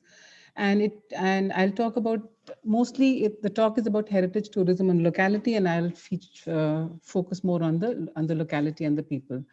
This you already know about. We do three things, and I'll be talking about the quality of improving quality of lives of communities. Yeah, so just a little bit more to add to what you said earlier. Uh, Ratish mentioned that we have a 20,000 population, but I'll split it up. It's about 11,000 fixed population, and there's a huge floating and pilgrim population which keeps varying. We have about 2,100 households. But what is interesting about Nizamuddin is that the population density is 84,507 people per square kilometers. Delhi is 11,000 people per square kilometer. So that is the kind of population density and the pressure in urban services that we are dealing with. The good thing about Nizamuddin is that the sex ratio is 950 women to men to 1,000 men, and in Haryana it can go down to 831. It's 98% Muslim. What is interesting for us is that the workforce participation rate, that's how many women actually work. When we started off working, it was only 9%. It's now 24% according to our survey. And most of the people are in the unorganized sector. So why would a tourist want to visit Nizamuddin? We're talking about, a museum and we're trying to connect all the three sites, but why would you want to visit Nizamuddin? And Sarovar has mentioned all these different spaces where you might want to go because it's 700 years of heritage. It's a seat of pluralism. It's a step into a different world. You might want to go there for the food or the monuments or the shrine. But actually, what happens is that people go, and I'm really glad Sarovar mentioned the different parts. People go to this part. The other part, some people think it's a ghetto, some people think it's, and after the Tablighi Jamaat, they think there's a lot of stigma. But what we're trying to do is to say that this is 700 years of heritage. And how do we do that? Just a quick, framework. So we try to understand what the situation of the community is. Pretty much like my architect colleagues do an assessment of the building. We do an assessment of families and of the situation of the community. We tried interventions to improve the situation, whether it's the school, the clinic, or the toilets, the streets, the parks. And then we work in situ with the government and the community. And now we're in the process of handing over to the natural stakeholders, which is the community and the government. And what we're trying to do is this to improve the overall quality of life of residents and in that process, the visitor experience. Now we are a development agency, so we didn't really start off with trying to improve visitor experience. But as we started working and we realized that people needed to get out of Nizamuddin and other people needed to come into Nizamuddin. If we really hope to have this, revive the pluralism of India, if we need to do that, we need to have a lot of this movement between people of Nizamuddin and people out of Nizamuddin. And that's when, improving visitor experience also became important while improving the quality of life of incidents. And all of this is done through the institutional mechanism of a people-public-private partnership, which Ratish mentioned. I'll skip this one. So what is it that we do in education? Now, Nizamuddin Basti has one school. It is run by the municipal corporation. The interesting thing is the school was sanctioned in 1960, but the building came up in 1993. When we finally went there in 2007, there were about 50 odd children.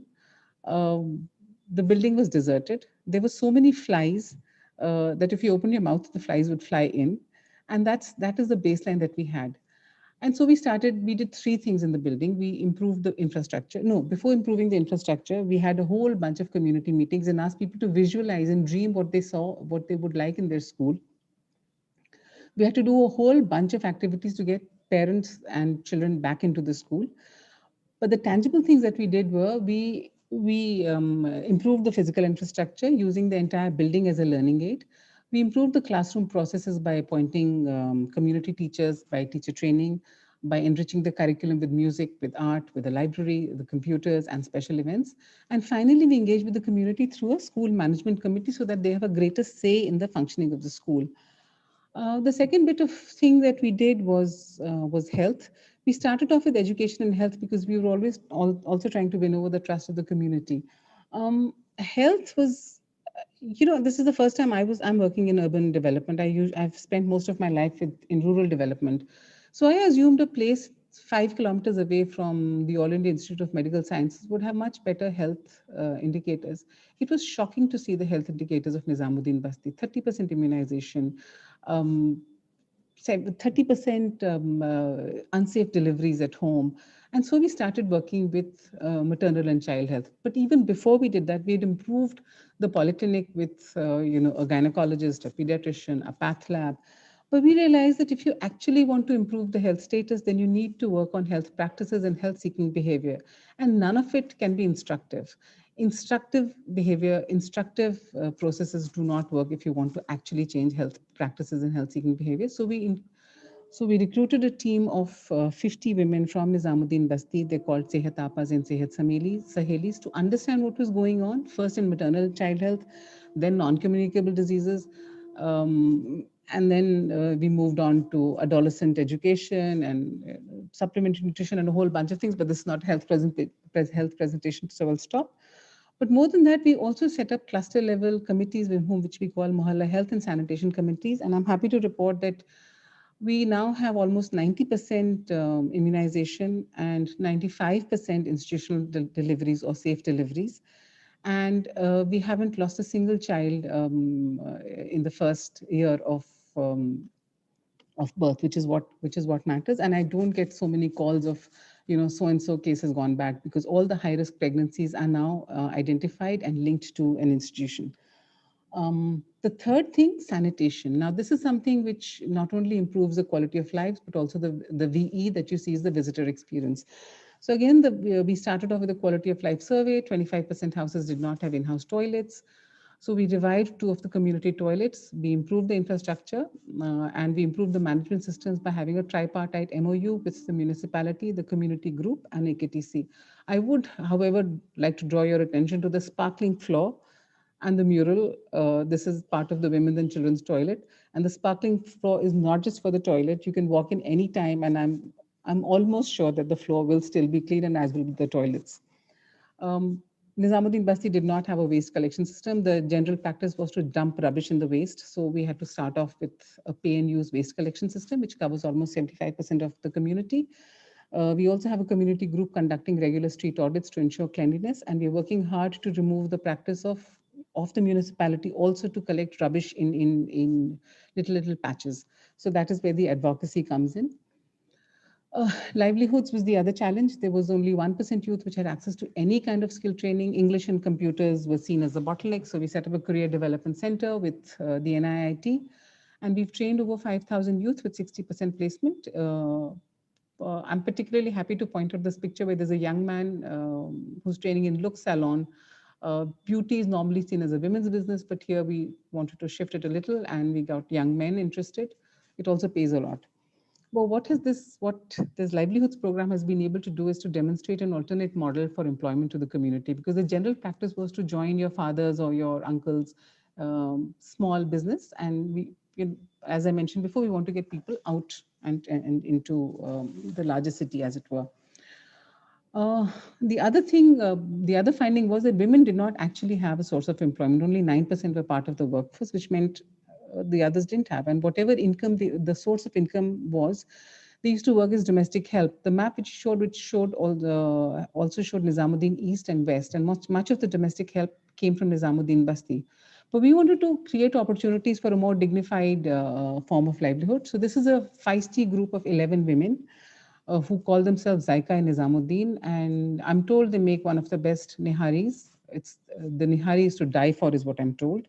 Kebabs and biryanis. I keep saying what I'm told is because I'm a vegetarian and I haven't eaten it. But here's the Facebook. Please go like us and order us if you live in Delhi. They deliver. Or come to the Sunday market. They're there on weekends.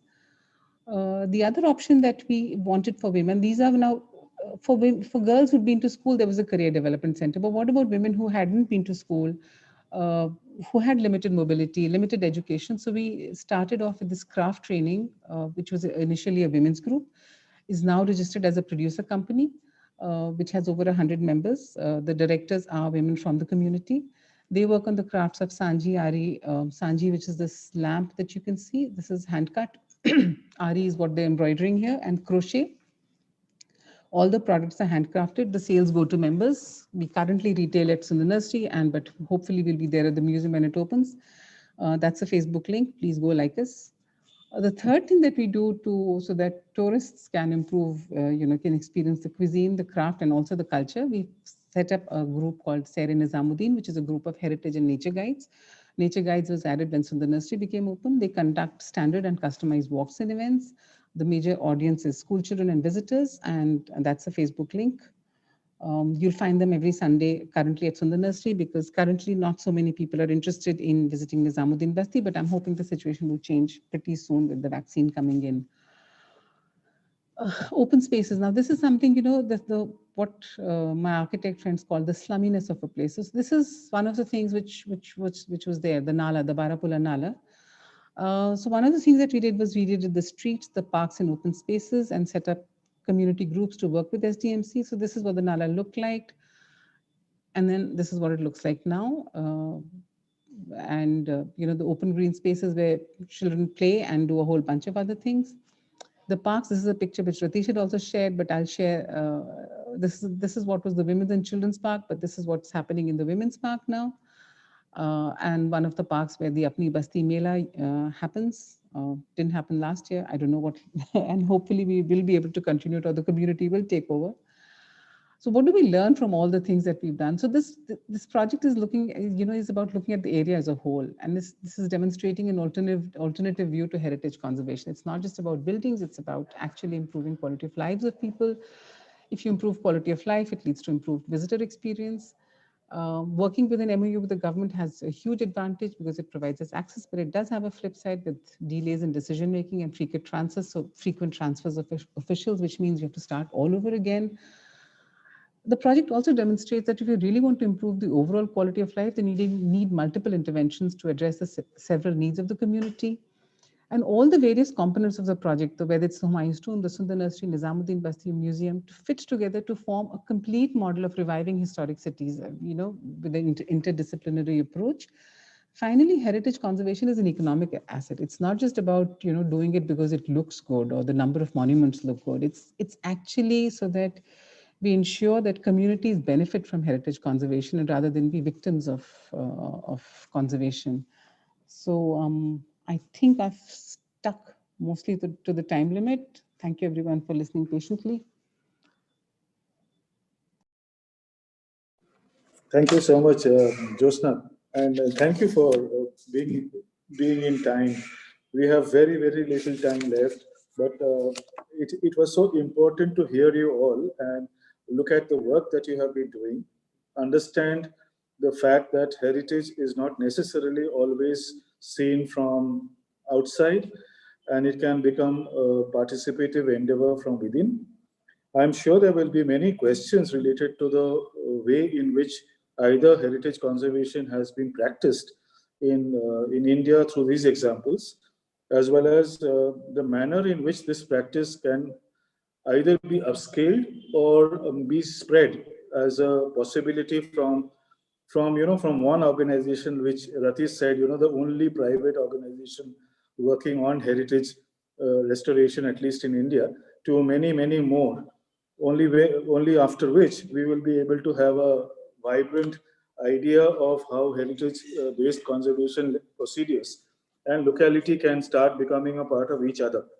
Now, I thought that it would be great to hear also a view from one of our participants who have been patiently listening and seeing to all of us so far. Professor Michael Turner, he holds the UNESCO Chair in Urban Design and Conservation Studies at the Bezalel Academy of Arts and Design in Jerusalem. He will be our discussant for a short while to the work that we have presented through this webinar. And he has already served as a Vice President of the UNESCO World Heritage Committee during the 2007-2008 term. He has participated in multiple international workshops of the European Union, advising on projects of cultural heritage, and continues to make numerous professional and academic presentations and written papers in his field. Professor Michael Turner would give us an insight of the work that we had seen, and not only that, also hopefully give us some thoughts on which we can ponder upon or even reflect, if not have a conversation right now on it. So I would like Professor Turner, if you can spend some time with us giving your views and raising some comments and questions. Thank you very much, Aruna. This has been a most extensive trip around India, which I've had in the past 2 hours. Been really something quite exciting. But let's try and think about what can we learn from this amazing group and the amazing presentations. And I think that there's one word which brings us all together, and that's people. I think this is the most important thing that we have to, the lesson that we have to take away from this. So it's people living in a locality. And the question therefore is whose locality and what is the heritage of this locality?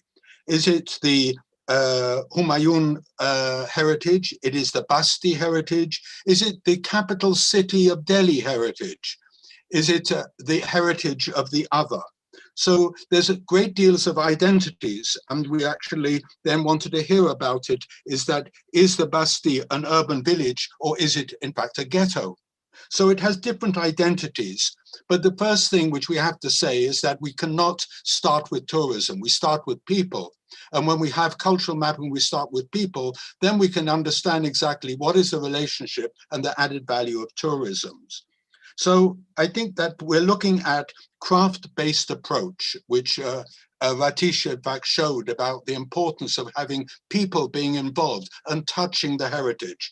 It was a craft-based approach which Sarovar spoke about the different activities which people can then be involved with in their community. But I also come from a background of the UK, and I'm sorry about my colonial background here in India, but there was Dame Rose Macaulay actually spoke about the pleasure of ruins. Ruins have a certain pleasure about them, and in fact, that we're going to have adaptive reuse. And I think in India, I always consider that we have a different approach to ideas of conservation and adaptive reuse. We spoke about the after experiences. So therefore, in India, I believe that we should be thinking of reincarnation and not resurrection. In other words, the actual reincarnation is a value which we can then address in the adaptive reuse, which in the European agenda does not really exist. It is a resurrection. And I think that this is something which we have to then bring and then bring these ideas towards what we're talking about. So it is local participation and engagement. So let me just end on some thoughts. I think that we as a team here say that the cultural mapping will start with the people, and then we can then say, how do we do the next row of tourism, of the visitors, of the pilgrim, which visitors there?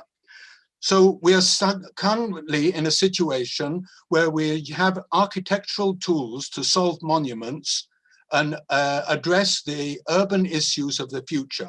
So we've got the wrong tools. And I think that what we need to really look at is exactly what do we have. The World Heritage Convention, Article 5, says the first thing is not to create sites or properties or monuments. It's to put heritage in the life of the community. That is the first objective of the World Heritage Convention. And the second thing is therefore the understanding of what is a buffer zone. A buffer zone is the added layer of protection to the property, and then attributes are functionally important to support the property and its protection. It's the people who are supporting the property and its protection. So the buffer zone must include Nizamuddin. That is part of the buffer zone. There are the people who are going to then provide the protection for the community, for the area. And let me then add another rule which we have is that of the Sustainable Development Goals. Ratish and I think also others related to the importance of economic opportunities, which we're actually doing. But the tourism should not take over. It should be then having the tourist and the pilgrim as sharing the heritage as opposed to taking over the heritage. And in the historic urban landscape approach, which we have of the UNESCO recommendation, the idea is that the urban landscape is the urban area result of historic layering, 700 years. of cultural and natural values, extending beyond the notion of historic center or ensemble and include the broader urban context, its geographic settings. And it includes the social and cultural practices and economic processes and the intangible dimensions of heritage as related to diversity and identity. So I rest my case.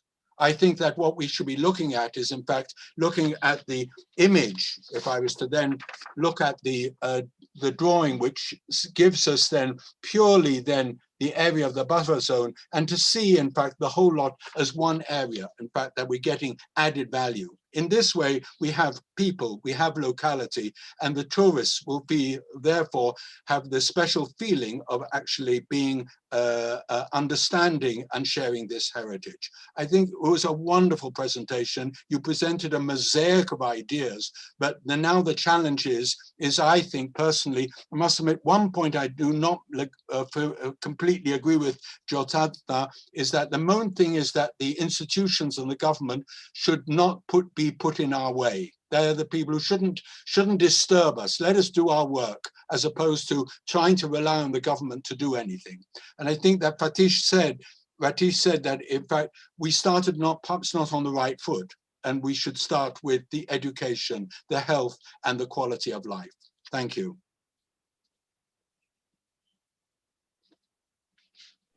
Thank you so much, Professor Turner. It was within the very, very short time that you had to speak. It is enchanting to hear how you have covered almost everything that the speakers have been speaking about, and culling from them the most important views and points that each speaker contributed through this evening. You also gave us an understanding of some of the most important mechanisms and norms that would have been very important for us to consider. And I think they are getting considered at various levels through various examples of heritage conservation in our country. But nevertheless, the fact that it is the people who matter, and that I think has been the constant refrain right from the beginning of the evening till its till its end, which is very near, I think has been the story all through.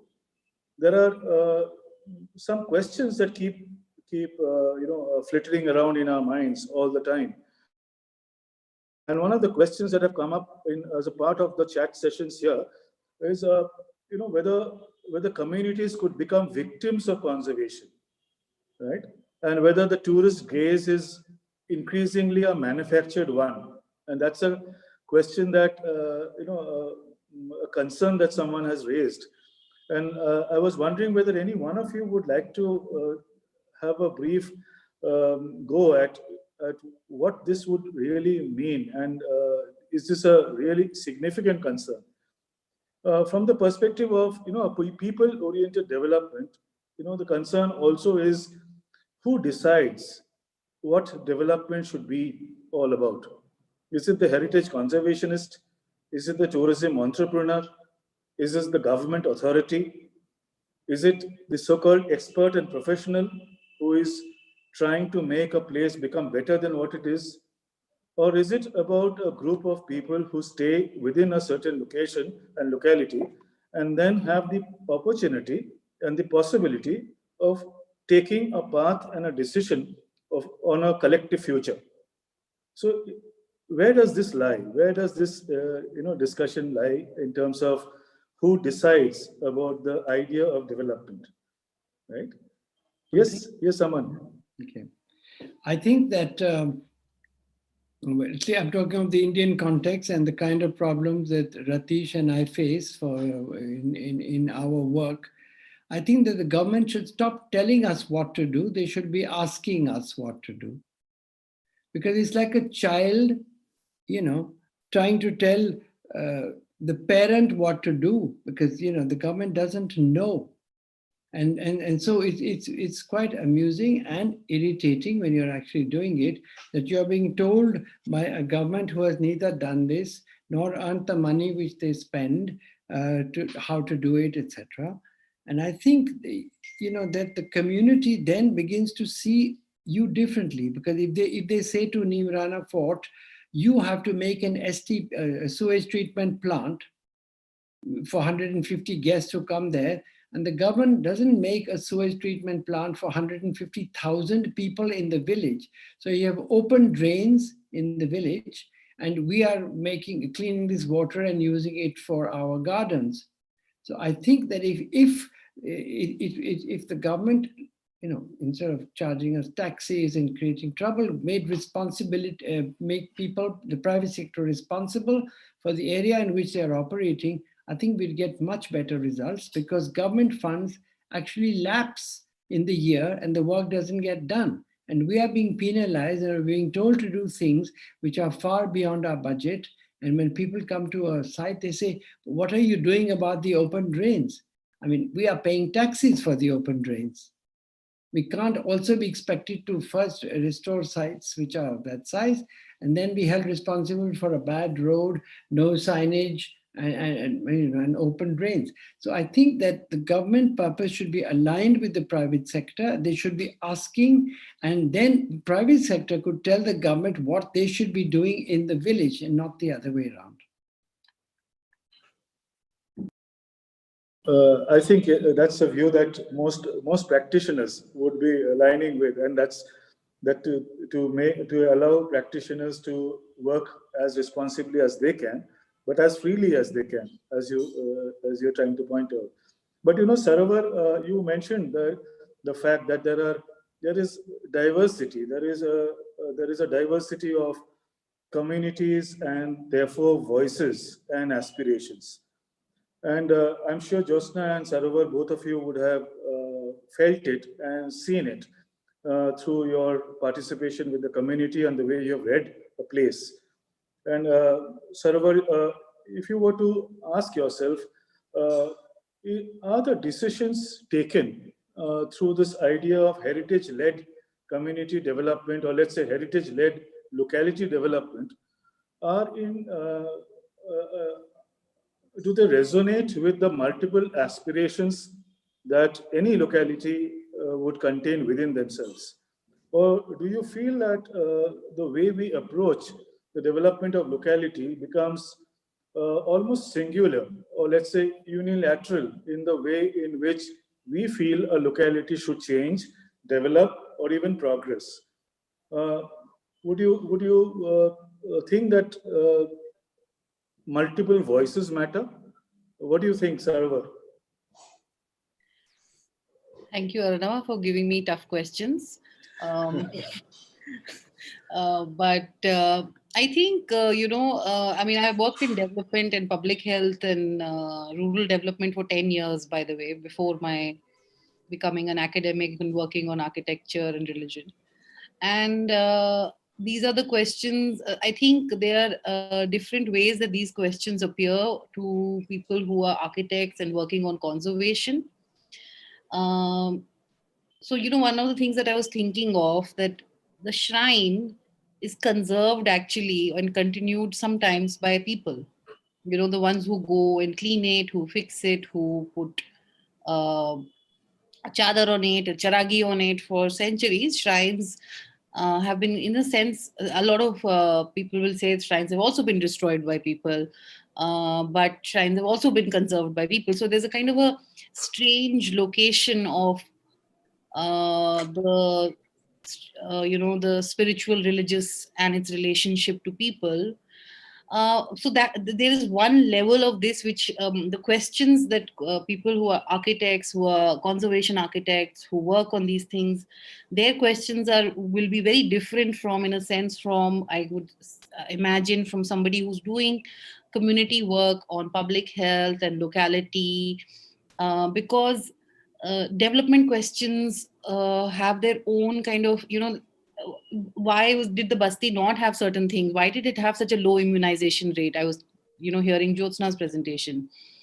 So for her, I mean, Jyotsna, I'm sorry for speaking on your behalf, but I think the questions are also, multiple nodes of questions and aims.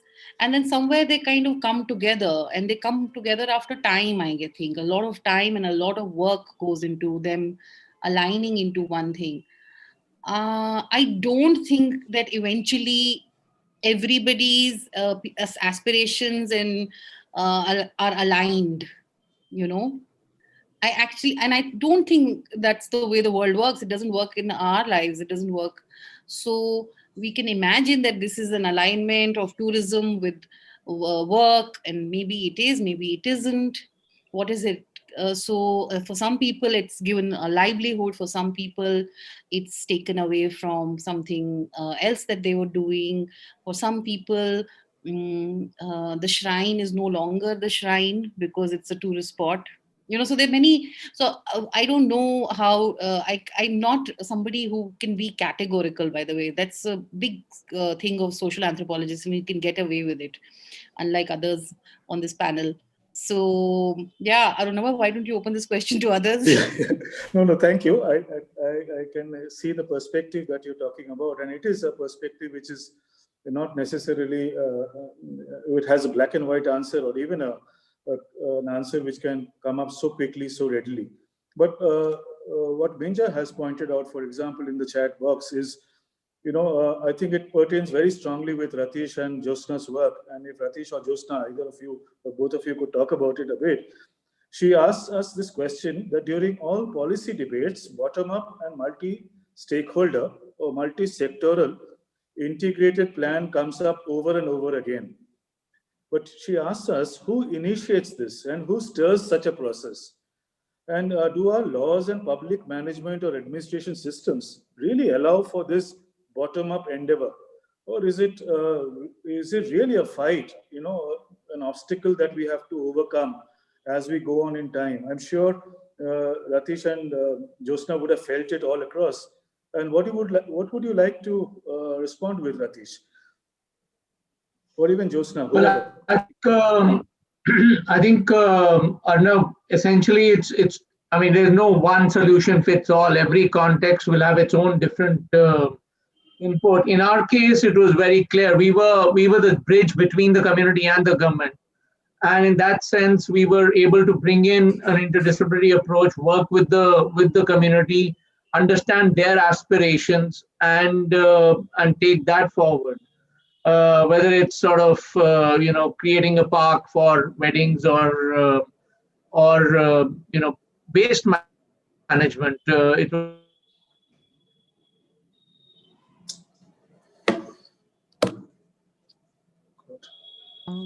I think simple. A lot of in Jyotsna's early on the results of the baseline survey, whether it's 25% of the community without toilets, whether it's number of women who are unemployed or have no economic opportunities, and so on. Even a women's gym, it was formed because of the inputs we got from the government. So we were like that, in that sense, a bridge between the community and the government. And for that, a civil society organization is related. The SPA could be, it could be an academic institute, it could be a resident welfare association, it could be an agency such as ourselves. But I think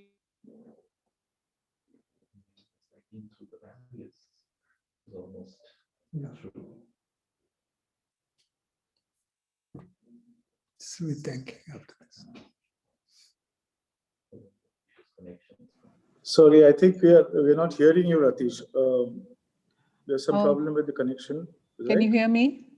Yes, Jyotsna, yes. So till the time Ratish is frozen, let me just take over. So it's not, I don't think it's so important as to who starts. I think when do you quickly hand over? The whole point is anyone can start. It could be the government, it could be an academic institute, it could be a development agency like ours, but the objective should be how quickly do you hand over to the national stakeholders. And Professor Turner, I don't really agree with you that we should do the work. We do pay taxes and we expect the government to work. We are essentially, I don't know how to say it in English, but in Hindi we say Begani Shadi mein Abdullah Diwana. It's, the government's job is to provide urban services or rural services or development services, and the community has to demand them. And what are we doing in this? We are there because it's not happening. And we are trying to facilitate this process between the delivery system, which is the government, and the demand system.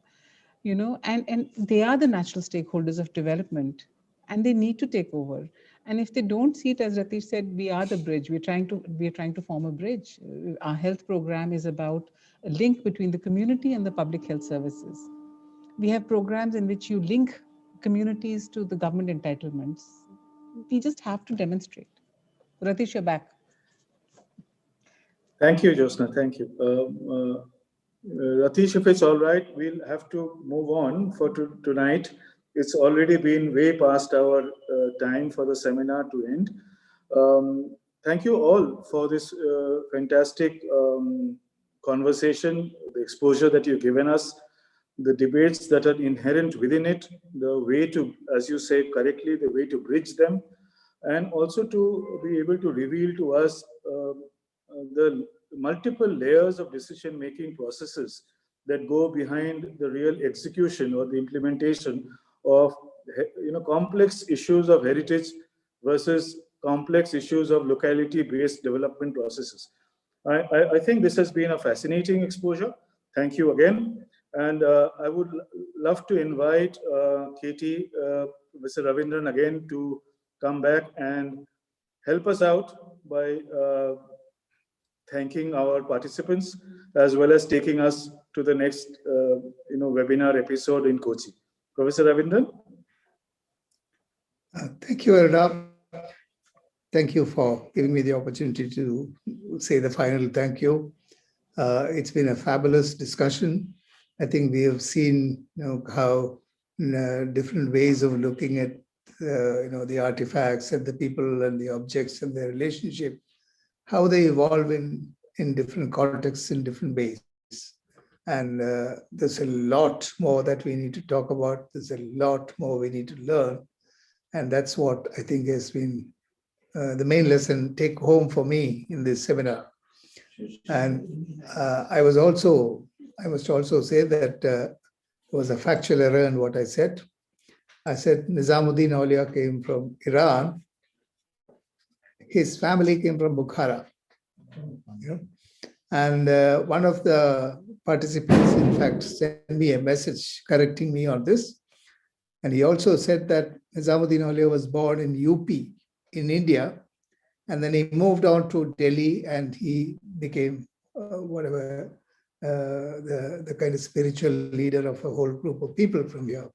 He was the chela of Baba Farid. And it is from him that he inherited the Sufi traditions and finally became even more important than perhaps his own guru. Maybe it's not fair to say more important because Baba Farid is a very, very important person. And the entire culture of Punjab is anchored in his writings, his music, his teachings, and his wanderings. And Nizamuddin was one such person. And certainly he was the spring of a lot of things. Now, I want to conclude by saying that, the question that you posited, whether there should be a monument-led development of community or not, I would like to inverse that proposition, that there should be a community-led movement towards the monument. That is, we need to reverse that relationship, because in the final analysis, every monument is the result of let's not forget, a human ecosystem.